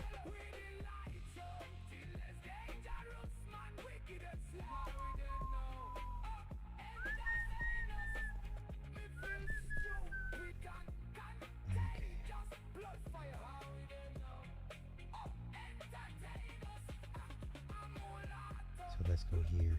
Hitler said even in his death, he will start World War III. One of his soldiers asked how. Hitler replied, "The day mankind finds out what I was trying to defend this nation, Germany, from then, that's the day the war will start. From on that day, mankind will learn that I was trying to save my nation from the Freemasons, Illuminati, and Jews. For if the Americans win the war, then they will conquer the world and forever be a slave to the Jews, and they will try to conquer God. Do you know who America has in its possession? No," the soldier replied. "The Americans have the jewels of God. The Americans have stolen God's precious jewels. What do you mean his precious jewels? The soldier asked. He said, the Americans have stolen the Jews of God, his jewelry. The Negroes, they are the true Hebrews. I remember this quote. Okay, let's continue. Let's go here. All right. Everybody knows the word Naga, serpent, dragon. Okay. Additionally, Germany was founded by Saint Maurice the Moor, who is a patron saint of Germany and the first recorded knight. Germany was later established by the Frisian Moors of Germany, the Bavarian Moors, and the Palatine Moors. Evidence of this is the numeral royal family crest of Germany that display the Moor's head as a family logo or brand. All of this evidence suggests that Moors could have been in power in Germany during World War II, especially if we consider the incubator babies and the orphan train evidence, aka repopulation of major cities starting in the late 1800s after the Moors had lost the Civil War and the 1871 Reconstruction Act. We have gone over the orphan trains, yes? Let's continue. And ended in the early 1900s by orphans that were Caucasians due to some cataclysmic events. Global mud flood that destroyed the old world that was ruled by the Moors. This is Tartaria, right? Global mud flood that destroyed the old world order that was ruled by the Moors and Tartars. Yes, okay. Moors in America did not lose power until after the Civil War, and the Civil War was not fought to end slavery since the North had its own slaves, and since the Moors ran the South with mostly white slaves. To be a white slave was to be a Muslim slave. Okay? The rule by European whites is a new thing that manifested in the early 1900s after the Moors were overthrown. We can easily conclude that in the early 1900s to the 1940s, Germany was one of the few Tartarian or Moor civilizations that had survived the Great Mud Flood and the overthrow of Moors by orphans who had no home. So yes, Germany still had Moors in power during this time, which explains the fact that Adolf Hitler was a so-called black man. Knowing that Adolf Hitler was a Moor makes this quote from Hitler make sense now. The only religion I respect is Islam. The only prophet I admire is the Prophet Muhammad. He said this because Moors founded and established Germany, and since he descends from one of those royal Moorish bloodlines that ruled Germany. In addition, knowing that Adolf Hitler was a Moor makes this quote from Hitler make perfect. America has stolen the Jews of God, his jewelry, the Negroes. They are the true Hebrews. Okay? I believe Adolf Hitler was the last stand for Tartaria, aka the old world order ruled by Moors. I say this because Hitler said that Negroes are the real Jews, and Hitler fought against the same powers that have taken over the world and have ruined the world that we live in today. Hitler even had Blackamoor Germans and Blackamoor Muslims that fought in his army, and Hitler even shook the hand of Jesse Owens after Jesse Owens defeated Germany in the Olympics. World War II was just a continuation of a long series of holy wars or crusades between Muslims and Hebrews versus Christians and Catholics. Hitler was a Moor, so he was allies with the real Hebrews or Jews in the Americas. Hitler was killing the fake Jews that tried to take over his country and the fake Jews that took everything from the real black Jews. Remember, the foe of your enemy is a friend indeed. Okay. At first, it was the Moors in France battling Spain, Rome, England, and the rest of the world. Spain via Black Roman Catholic, Holy Roman Emperor Charles V, and took the Americas in the name of Christ. After the Moors lost the Americas, the Moors worked out a deal with Queen Elizabeth. I do remember all this. Queen Elizabeth I of England, aka the Dragon Queen, to take back the Americas from Spain. The Moors must have offered her El Dorado and plenty of land because she agreed to help the Moors defeat Spain, which was her father's ally. Evidence of this was Britain can be seen in a flag called the Union Jack, which features the red Moroccan flag merged with the flag of Britain. Let's go take a look.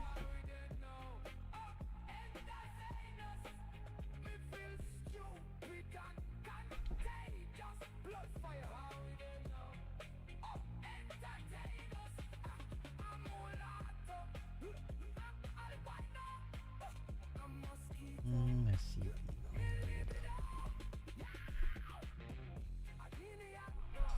What did they say? We want that back again. We'll take Nirvana straight to the ghettos of Kingston.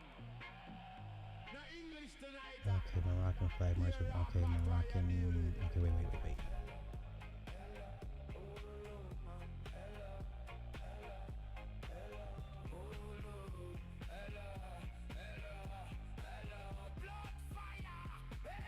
Come on, spell, bro.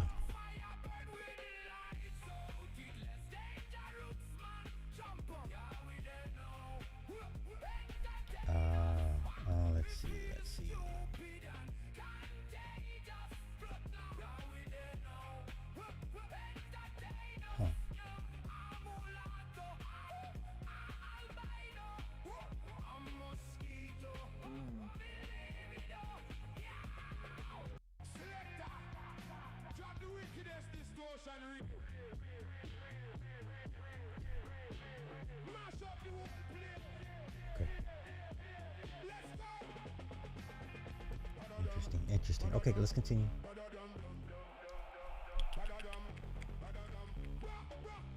Okay, how did the Moors become the bad guys when the papal bulls were issued against Saracens, the Moors and pagans, Jews, and Hebrews? So our people have to blame the black Christians and black Catholics that were Confederate against the Moors and the Hebrews with the conquest of Grenada, Israel, aka the Promised Land, and the Americas. King James was just a continuation of the deal that the Moors had made with his first cousin, Queen Elizabeth I.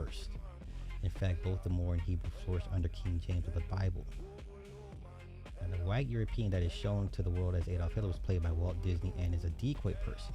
In this post is an image comparison between Adolf Hitler and Disney. They look almost identical, which suggests that Adolf Hitler and Disney were the same person. That's a bit of a stretch for me.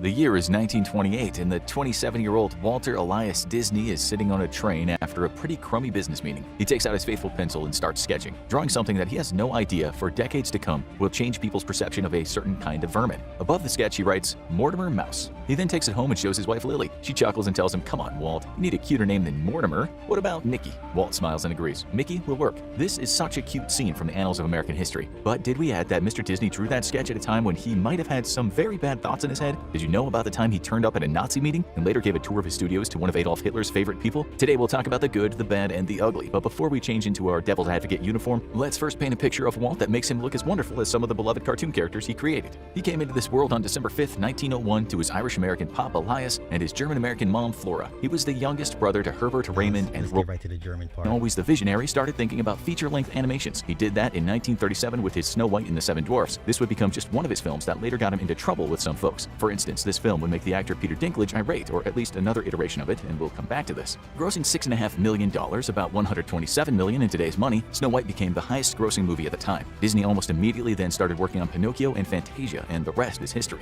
His fame was cemented. Life was good. But on the other side of the world, a man named Adolf Hitler was talking about this Jewish problem, and a lot of poor, angry Germans were listening to him. War was on the way, and Mr. Disney somehow found himself partly wrapped up in it. Let's now change into our devil's advocate uniform. So the war broke out, and Disney did his bit for the Allied war effort. That was making an anti-Nazi propaganda cartoon called Der Führer's Face, originally titled A Nightmare in Naziland. In it, Donald Duck is a Nazi, but spoiler alert, it was all just a bad dream. As the war came to an end, Mr. Disney was becoming a lot more conservative. There's nothing wrong with that, of course. Lots of things in life need conserving, but he was also, how should we say, a rampant anti-communist. In view of the extreme violence that Joseph Stalin had wreaked on mankind, that wasn't a bad thing either. But did Disney's views have a selfish bent? The so-called Red Scare got ugly in America, and many people who were just progressives and wanted a fairer society were hunted down. One of the men doing the hunting, the one who seemed to lack ethics at times, was the FBI's J. Edgar Hoover. He promoted this Red Scare propaganda and the attendant restrictions of free speech, which is never a good thing. The Red Scare also promoted moving against those associated with the American labor movement, which suited that big employer, Mr. Disney. Hoover was called by some a racist, a bigot, and a homophobe inside a country that had an awful track record for racism. Hoover tried his best to bring down the civil rights movement and met with the great Martin Luther King Jr. He was also pretty close. Okay, so let's skip ahead. Almost done with this part. Let's go. And end up in a room full of guys and say, oh, the Nazi meeting. Wrong place. This was an American Nazi organization, and its racist, anti-Semitic Nazi ideology was clear to everyone. There was also a lot of this sentiment going around at these meetings, so Disney must have heard it. But did he agree with it? Then there was that time he gave a German woman named Leni Riefenstahl a tour around his studios. The year was 1938, and this woman, a film director, was already a close acquaintance of Adolf Hitler. Hitler adored her because she made propaganda movies for him, 3 in total. This is how she described first watching Hitler at one of his many speeches. It seemed as if the Earth's surface were spreading out in front of me, like a hemisphere that suddenly splits apart in the middle, spewing out an enormous jet of water so powerful that it touched the sky and shook the earth. To her credit, her films didn't expressly show anti-Semitism. They just embraced what she thought was the greatness of Nazism. She was an excellent artist, but after the war she wasn't exactly popular, even though she admitted that she hadn't been aware of Hitler's genocidal intentions. She later said that meeting him was the biggest catastrophe of my life. But that doesn't mean she didn't agree with Nazi, racist, and anti-Semitic ideology when Disney was giving her the royal treatment at his studios. She too believed the Jews were the cause of all the world's problems, remarking that after the visit that it was gratifying to learn how thoroughly proper Americans distance themselves from the smear campaigns of the Jews. This also doesn't mean that Disney thought the same, but again, he sure liked to flirt with Nazism. His kind of treatment of this woman might have just been in relation to the art of filmmaking, or as people have since pointed out, it might have been in some part an effort to get his films back into Germany after Hitler banned Hollywood because he said it was controlled by the Jews. Moving on from Nazism, was Disney racist when it came to African Americans? Were his movies just harmless fun or inherently offensive when it came to people with darker skin colors? Back in Disney's day, many black activists said yes, his films were racist. They said he perpetrated those ugly ugly and racist black stereotypes in his cartoons. It was the film Song of the South that got him in the most trouble and still does today. The present Disney company is a bit ashamed of this movie, and there is good reason to feel that way. Here's how one person summed up the synopsis of the film: a plantation full of happy-go-lucky slaves who are more than willing to do the bidding of their masters. Another critic called it one of Hollywood's most resiliently offensive racist texts, and yet another called it a dangerously glorified picture of slavery. One thing is for sure is Disney was not doing realism here. As one person later said, it was certainly an insult to American minorities, but did it mean Walt Disney was a racist? Was he just ignorant when he should have been sensitive to moral standards and people's feelings? That same person who had access to the Disney archives didn't think he was racist. He once said Walt Disney was no racist. He never either publicly or privately made disparaging remarks about blacks or asserted white superiority. Like most white Americans of his generation, however, he was Okay, racially insensitive. Like that makes it any better. I'm like, really? Song of the South.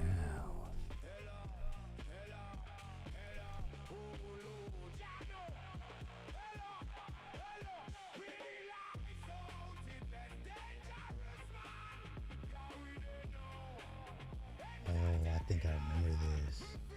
Here's a question for you. How many of you went to Disneyland and were able to ride Splash Mountain before it closed in 2023? You know, the log ride with the 50-foot drop with arguably some of the catchiest music in the whole park. I'm sure. Yeah, I rode this. Ooh, I went to Disneyland. Ooh, what year was this? This is way back when you still had the like the credit cards, the Disneyland cards. Many of you know of the ride or have at least heard of it, but I guarantee a lot of you don't know it was based on Disney's 1946 film, Song of the South. The film follows a young boy named Johnny who is visiting his grandmother's plantation. While both of his parents came with him, his father has to go back to work, and this leaves Johnny distraught. In an attempt to run away, Johnny meets Uncle Remus, who has a reputation for telling stories about Brer Rabbit, who is often trying to be captured by Brer Fox and Brer Bear. The film mixes live action and animation to bring these stories to life, but has remained locked away in the Disney vault as it is seen as controversial. But why is this? A quick Google search will tell you that the film is racially insensitive and most people have an issue in the way African Americans are depicted in the film. During this age in Hollywood, this was a common issue and made it hard for audiences, particularly African Americans, to sit back and enjoy Hollywood movies. Well, here's what I would say to this. I would say to that is because most Americans understand they've been priced out of everything because of extreme capitalism or hyper capitalism. Now the American folks are like, if I could just have a piece of something, they'll go for that. So that's why the people will flock and vote for socialism, because they've been priced out because of extreme capitalism, and something is better than nothing. So that's my take on it. So, you know, it's expected at this point. Spectatorship, problems of identification and resistance. Manthea Diawara argues that white dominant Hollywood films do not accurately represent African Americans, making it impossible for them to identify with these depictions and therefore have to develop a resistant gaze. According to Diawara, just as some blacks identify with Hollywood's images of blacks, some white spectators too resist the racial representations of dominant cinema. The components of difference among race, gender, and sexuality give rise to different readings of the same material. In other words, black spectators, or arguably any spectator, can choose to resist the dominant Hollywood depictions of racial representation, as every group has their own experiences. Yeah, and when I listen to them goofball white dudes, critical drink Gary and Ryan, I just can't with them. Like, we've been inundated with this shit since the first images of celluloid came on screen. So whatever their issues are with Hollywood and their plight and their complaints about race, I don't care. Long overdue. Now you see how the other side feels for once. Perspectives of how they are represented on screen. Because of this, Diawara argues that these resistant spectators contributed to the development of oppositional filmmaking, which I will address later. Diawara creates a fair argument and uses examples from movies such as Rocky II and 48 Hours to illustrate that African Americans are playing by the rules of white society and losing. This creates the resistant case for African Americans, as they find it impossible to identify with their depictions on the screen dominated by the white Hollywood narrative. However, when thinking about resisting certain pieces of Hollywood media, one can only wonder if this resistant gaze is preventing certain pieces of media from being presented for a fair assessment. We have to ask ourselves, can resistance lead to suppression in the silence of certain... I'm gonna leave it there. Let's get back to this article.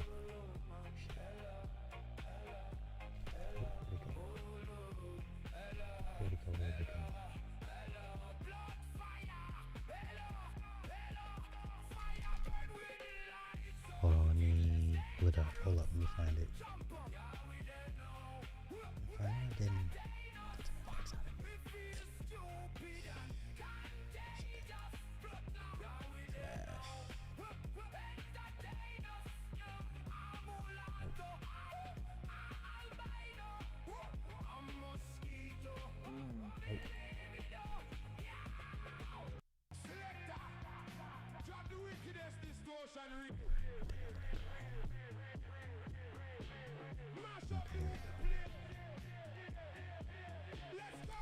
my bad. Okay, let's get back to it. Okay, I'm gonna disagree that they were the same person. Okay. So, according to said video, Walter Disney also worked with Nazi scientist Werner von Braun. The name Werner von Braun is well known for two primary reasons: his groundbreaking work on rocketry that allegedly landed a man on the moon, and his work at a concentration camp as Nazi under Adolf Hitler. Known for a third reason, his work with Walt Disney. Okay, let's see. Okay, video also said Disney gave a studio tour to Lani Riefenstahl. Okay. If you ever research the subject of censorship in Nazi Germany, you'll discover that there were absolutely no news cameras or film crews following Adolf Hitler around Nazi Germany, filming every important event in his life or making a documentary. The thought of that is completely insane, since Hitler rarely made public appearances. All the so-called film footage of the Caucasian decoy known as Hitler is just fake film footage from Hollywood newsreels. A decoy person used to impersonate somebody else to draw attention away from the real person. A newsreel from a short documentary film containing news stories and items of topical interest, which was prevalent between 1910s and 1970s. Newsreels were a source of historical history, current affairs, information, and entertainment for millions of moviegoers. Okay. Okay. All of those photos of the Caucasian decoy of Adolf Hitler are photo ops and film stills from those same newsreels, which is nothing but just a lot of handshaking, walking from a car into a building, walking from a building into a car, inaudible speech and laughter, over-exaggerated hand gestures, and a lot of obvious posing. What did Adolf Hitler mean by the blonde-haired, blue-eyed Aryan race or master race? Well, Hitler was referring to an extinct race of Moors that ruled Europe, had blonde hair and blue eyes. One of these post images is Queen Ellen More. She was from Scotland, and she was the Queen of the French. She was Merovingian lineage. Notice the golden cross of Lorraine that she is holding, which is a symbol of France and free energy. Let's go take a look.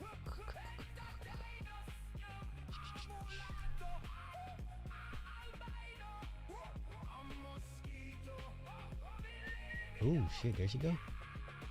There she goes. There she goes.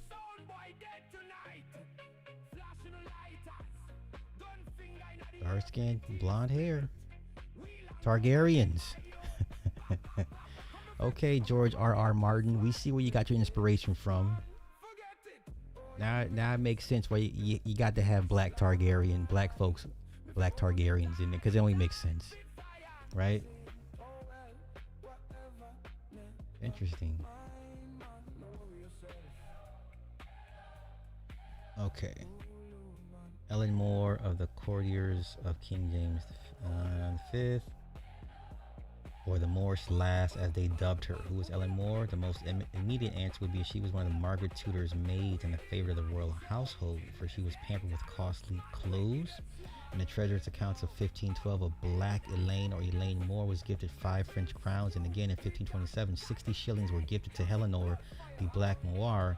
In between, there are other records of money or expensive gifts given to black maiden or black ladies who might be or include Ellen More. Huh. You see why white folk get upset when, you know, I'm talking regular white folk. Regular white folk like Gary, Nerd Roddick, and Geeks and Gamers. Those are regular, schmegular, non-important white dudes. You don't think George R.R. Martin understood the assignment? Did you hear him ever object to HBO inserting black folk into the Game of Thrones, House of Dragons? Like, what do you mean black Targaryens? Well, here you go. 1512. 1512. Okay. Let's see. The late Imtiaz Habib uncovers a black population in English history in a time period before English black populations became known through the trans-Atlantic slave trade. Starting from 1500, he traces the presence of African people in the English court to Henry Tudor's Spanish policy and connection, thus situating the British Isles in a larger European political, social, and economic context. As a result, in 1501, several black people arrived in the Tudor court as part of Catherine of Aragon's royal retinue as noted in a letter exchange between the princess's parents and their ambassador in England as observed by youthful Thomas More. Meanwhile, in Scotland, the first African who made into the treasurer's record is Peter More in the year 1501. His presence in Edinburgh, Habib argues, probably has its roots in the privateering of the Barton brothers of Leith. The Bartons had a letter of marque that legitimized their pirating Portuguese ships, which were often loaded with human cargo from West Africa. People like Peter More were brought into Scotland, in other words, as booties. Hold on, y'all. You want to talk about it? Come here. Oh, come here.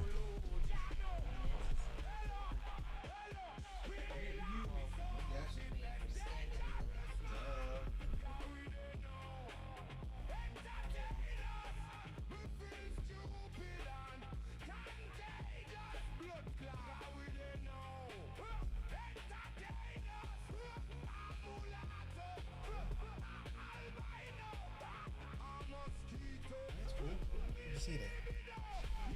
Oh, for real? You didn't try to kill it, did you?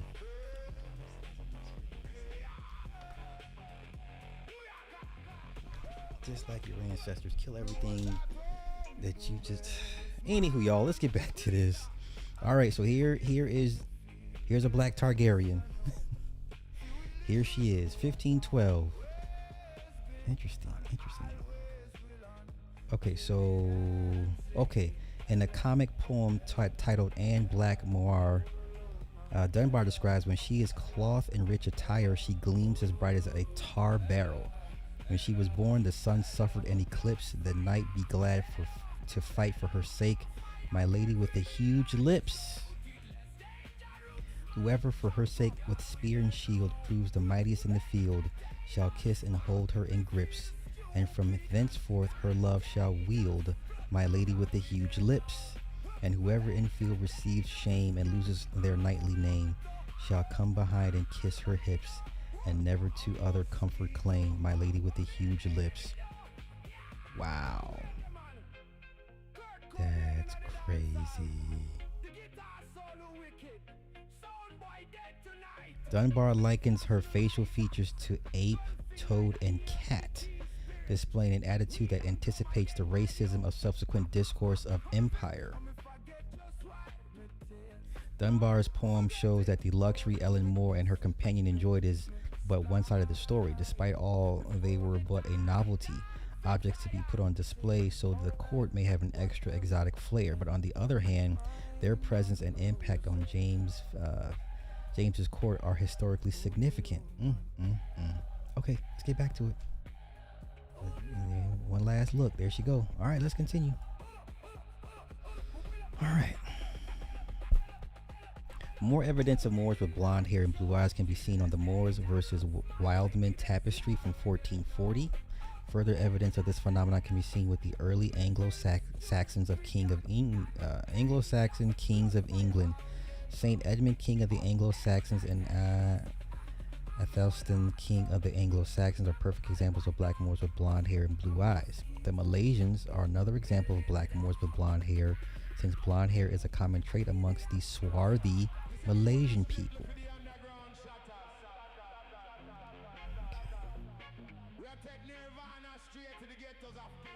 People miss the obvious, since Hitler clearly didn't want imposter Jewish slaves mixing with the royal Jewish Moorish bloodlines, hence the reason for the ethnic cleansing of the fake white Jews.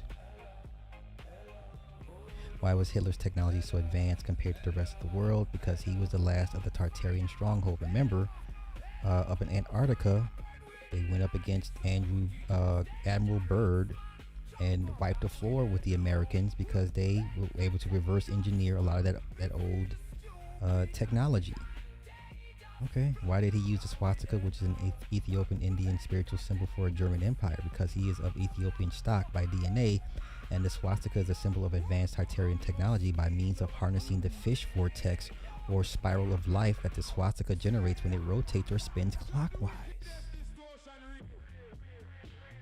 Why did Adolf Hitler have a confederation of black Muslims and Jews in his army if he was so racist? Because Muslims and Jews are Moors, and that's how Moors ruled as a confederation. Bey is Turkish and it means ruler or governor, landlord. Bey also means bee, queen bee. The Moors Turks were high priests of Anu, aka the Magi, who were people of the sea or people of the waters. Sailors, merchants, and pirates. Mariner, marines, mermaid, Mormon, mooring a boat, Moors, land by the water, and Morini are all terms dealing with the Moors or sea people. Turks, Moors, Phoenicians, Gaul, Gala, Geechee. Oh, okay.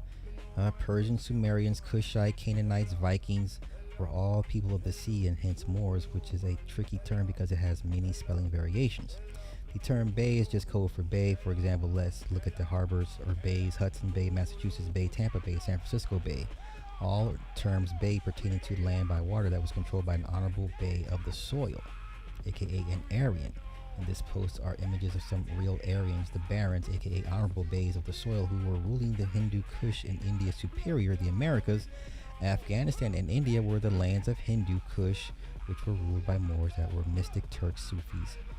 But what if Afghanistan and India were in the Americas? Interesting.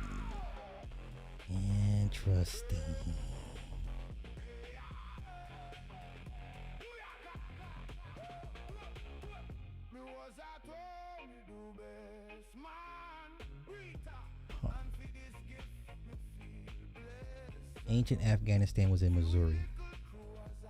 Interesting take. Once again, I'm not here to change anybody's belief system. I'm just presenting information, man. Make of it what you will. Okay.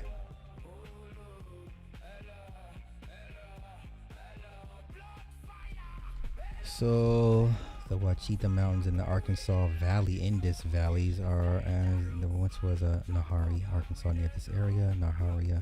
Naharina means Nile land, and you can locate Nahari on this 1741 map of Carolina, in the river Meshet. Okay, Carolina. Okay. Once a past country. Okay.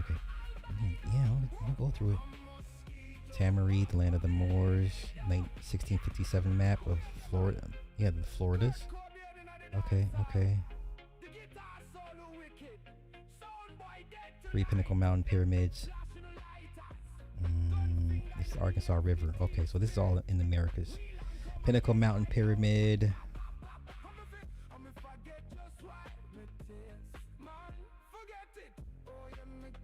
Structures in the Grand Canyon align with Orion. Structures in the Grand Canyon align with Orion, which is a custom of the ancient Egyptians, since the Giza pyramids align with the Orion constellation. Okay. Structures in the Grand Canyon align with Orion, which was a custom. Okay, got all that. Yeah, this is wild, man.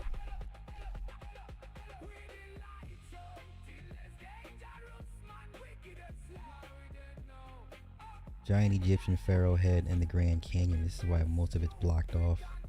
You really can't go down there like you would like to and explore that stuff. And then there was a couple of expeditions that found stuff, and the Smithsonian came in and kicked them all out and hid everything. Okay, additionally, the Grand Canyon Pass has two giant pharaoh heads on its Grand Passage. One of the heads looks male while the other looks female, and an Egyptian sphinx. This image is the male Egyptian pharaoh king. Okay, yeah. So I've always believed the argument that everything here in the Americas is just as old as Africa, if not older.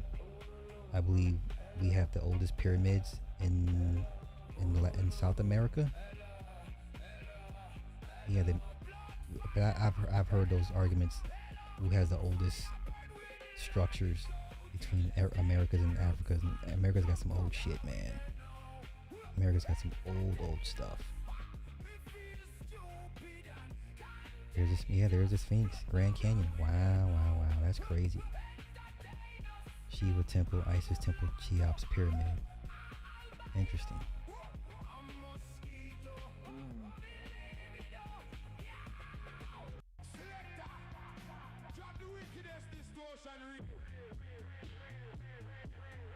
That's why this FBA tether thing is not going to go away no time soon. Matter of fact, it gives you even more reason to bang out the FBAs.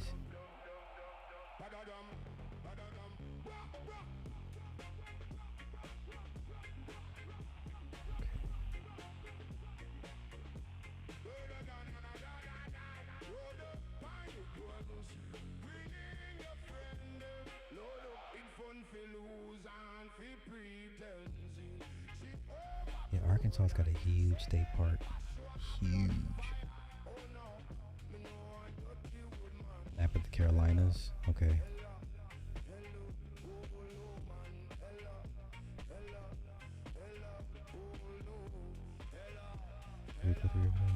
Okay, ancient Afghanistan was in Missouri.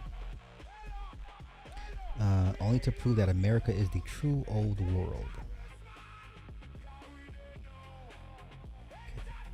The name of the video is called Prester John number 70, Afghan, son of Jeremiah, grandson of Saul, the king of Kish Rashid. Okay. The rulers of Afghanistan as being descendants of the ancient Israelites from the tribe of Benjamin. The author went on by saying that this assertion was expressed only in the 17th century. This is after the breakup of the empire and the birth of Islam. Okay.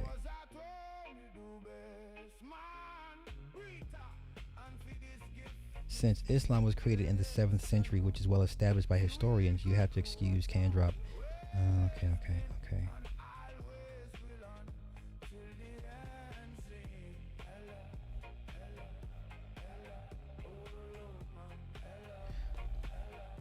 Okay. By reading the above quote, we know that the Khyber Pass is in Pakistan on the border with ancient Afghanistan. So we must first learn where is Pakistan and Afghanistan to get an idea of where the Khyber Pass is. Let's start with the Pakistan, since we have a Pakistan, Arkansas in America. Pakistan, Arkansas, just like its counterpart Pakistan in South Asia, has a mountain pass. The Ozark Mountains run not only through Arkansas but also in parts of Missouri, Oklahoma, and Kansas. Plus, the Ozark Mountains are the nearest to Missouri. I put emphasis on Missouri since Missouri has a city called Kabul, Missouri. Kabul is the capital of the ancient Afghanistan. God damn, everything is over there is over here. Wow.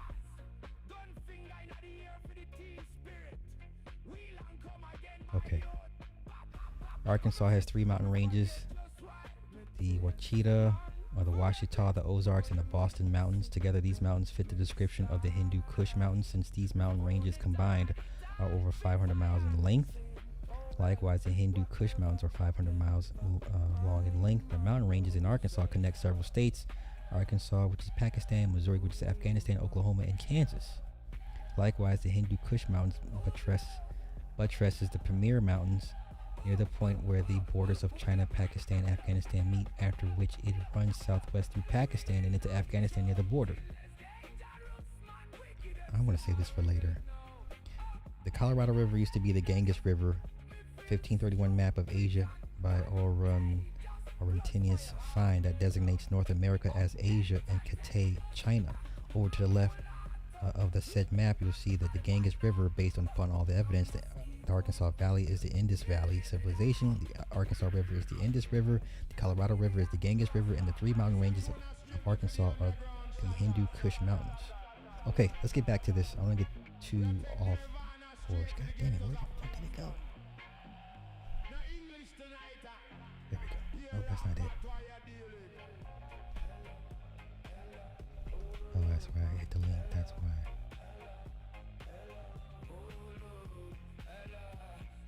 Hold on. Let me go back. Let me find it. Let me go back to it.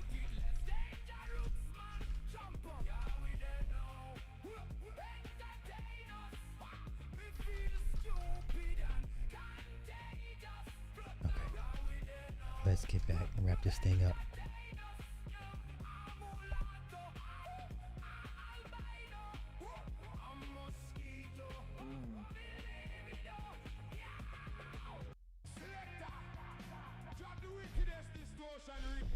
Okay.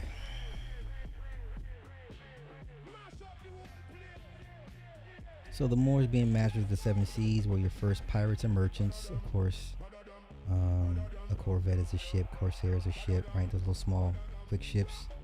Okay, which is evident with terms like Turkish wheat, Turkish tobacco. Words like merchant, merchandise come from the word Mary, Mar. The Blackamoor cigar statues are evidence that the Moors are Turks. For your tobacco barons of the Americas, the corn palaces of the Midwest, aka the Corn Belt, demonstrate that the Moor or Turk were also your corn barons of the Americas. Therefore, whenever you say that you are not a Moor, you're denying some great history. Okay, I'm not gonna get into all that because I've been down that road before. Recipe to Noble Drew Ali. Okay. In this post image of Queen of the Swastika in 1932, the portraits taken by a photographer Van der Zee in Germany to celebrate a beautiful swarthy German girl winning a beauty pageant. Oh, let's take a look. Okay. In Germany had black people in the early 1900s. Okay. Damn. Ain't got it.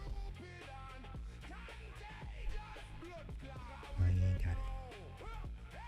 That's okay.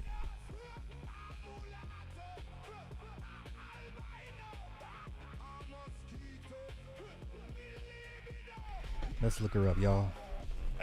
Let's see what she looks like.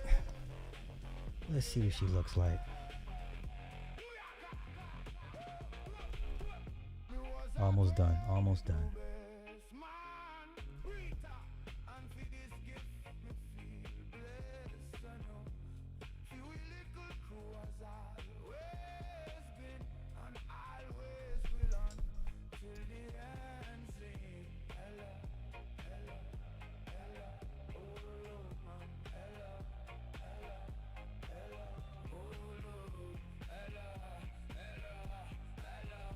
Oh, that's her. That's her. Wow. That's her. 1932.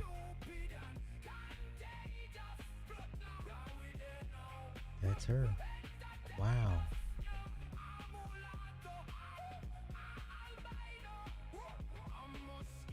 Okay. Beautiful swarthy German girl in a beauty pageant. Okay.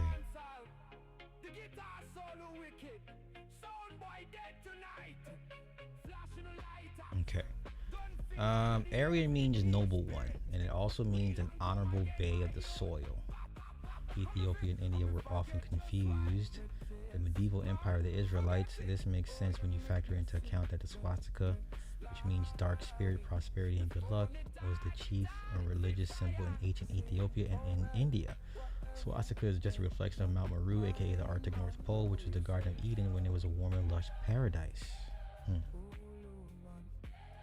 With regard to the Ethiopian, Strabo indicates that they look similar to Indians, remarking those who are in Asia and those who are in Africa do not differ from each other.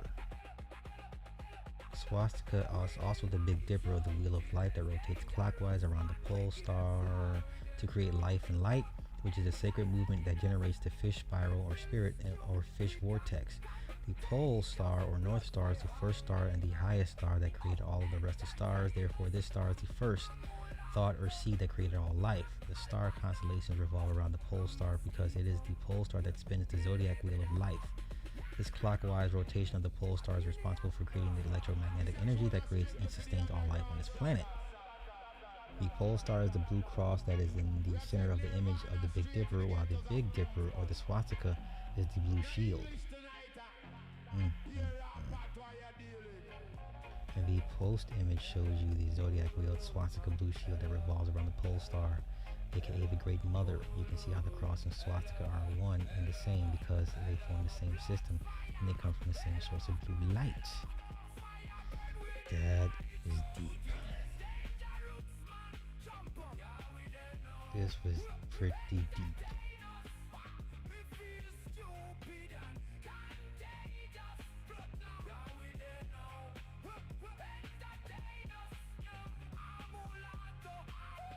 A young noble Ethiopian from America.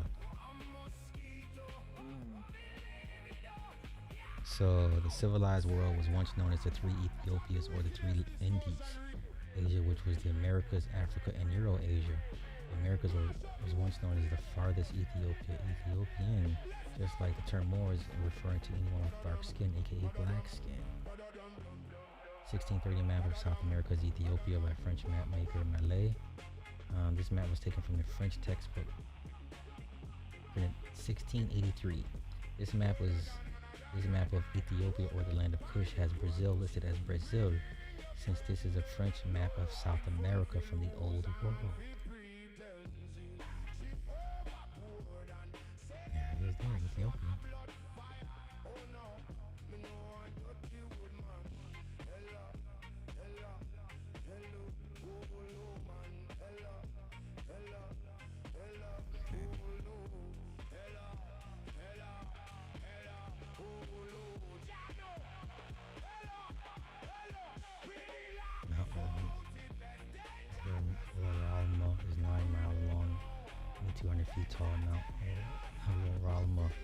director of the equator of the earth and is the source of the three mighty rivers, one of which is the Amazon.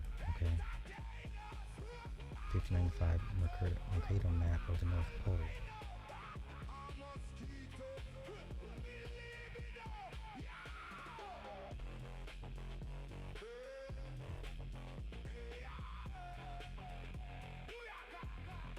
Oh, 1597 map showing the hyperboreal of the North Pole.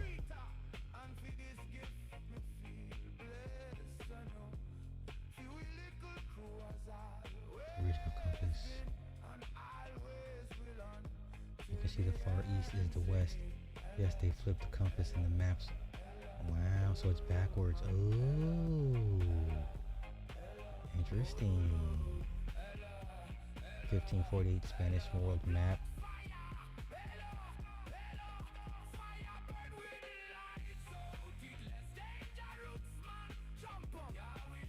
Asia Major was North America. 1531 map. Yes, North America was once India Superior, aka the Orient.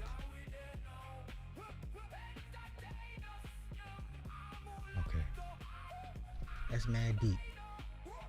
Mad deep, son. Okay. That's all I got. That's all I got. That's all I got. So, I'm just here to present information, make of it what you will. So I'm gonna get out of here. Thank y'all for coming through as always. Oh wait, somebody asked me to look up something real quick. Let me go look it up. Hold up.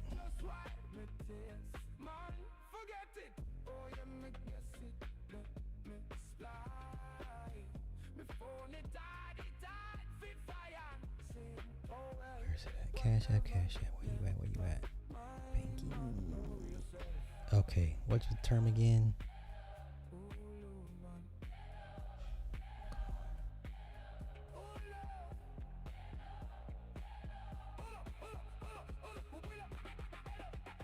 Anglo-African, was that the term?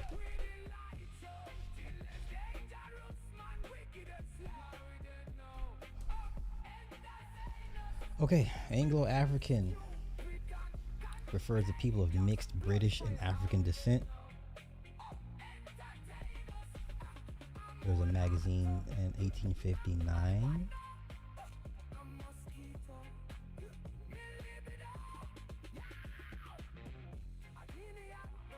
So the term historically described individuals of British birth or descent living in Africa or people of mixed British and African heritage. Okay. Okay. That's what they look like. Okay. Good deal. Good deal. This is the magazine.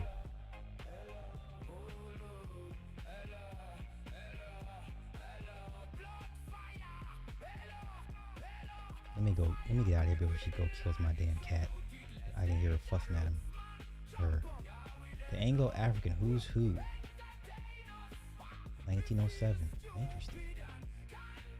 Interesting. Alright, I'm out of here, y'all.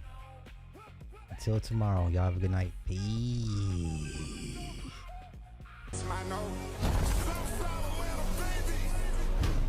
One of the ops bricks to catch my taste, put them in chase. Treat me on like a bitch, look like a dog, stuff in face.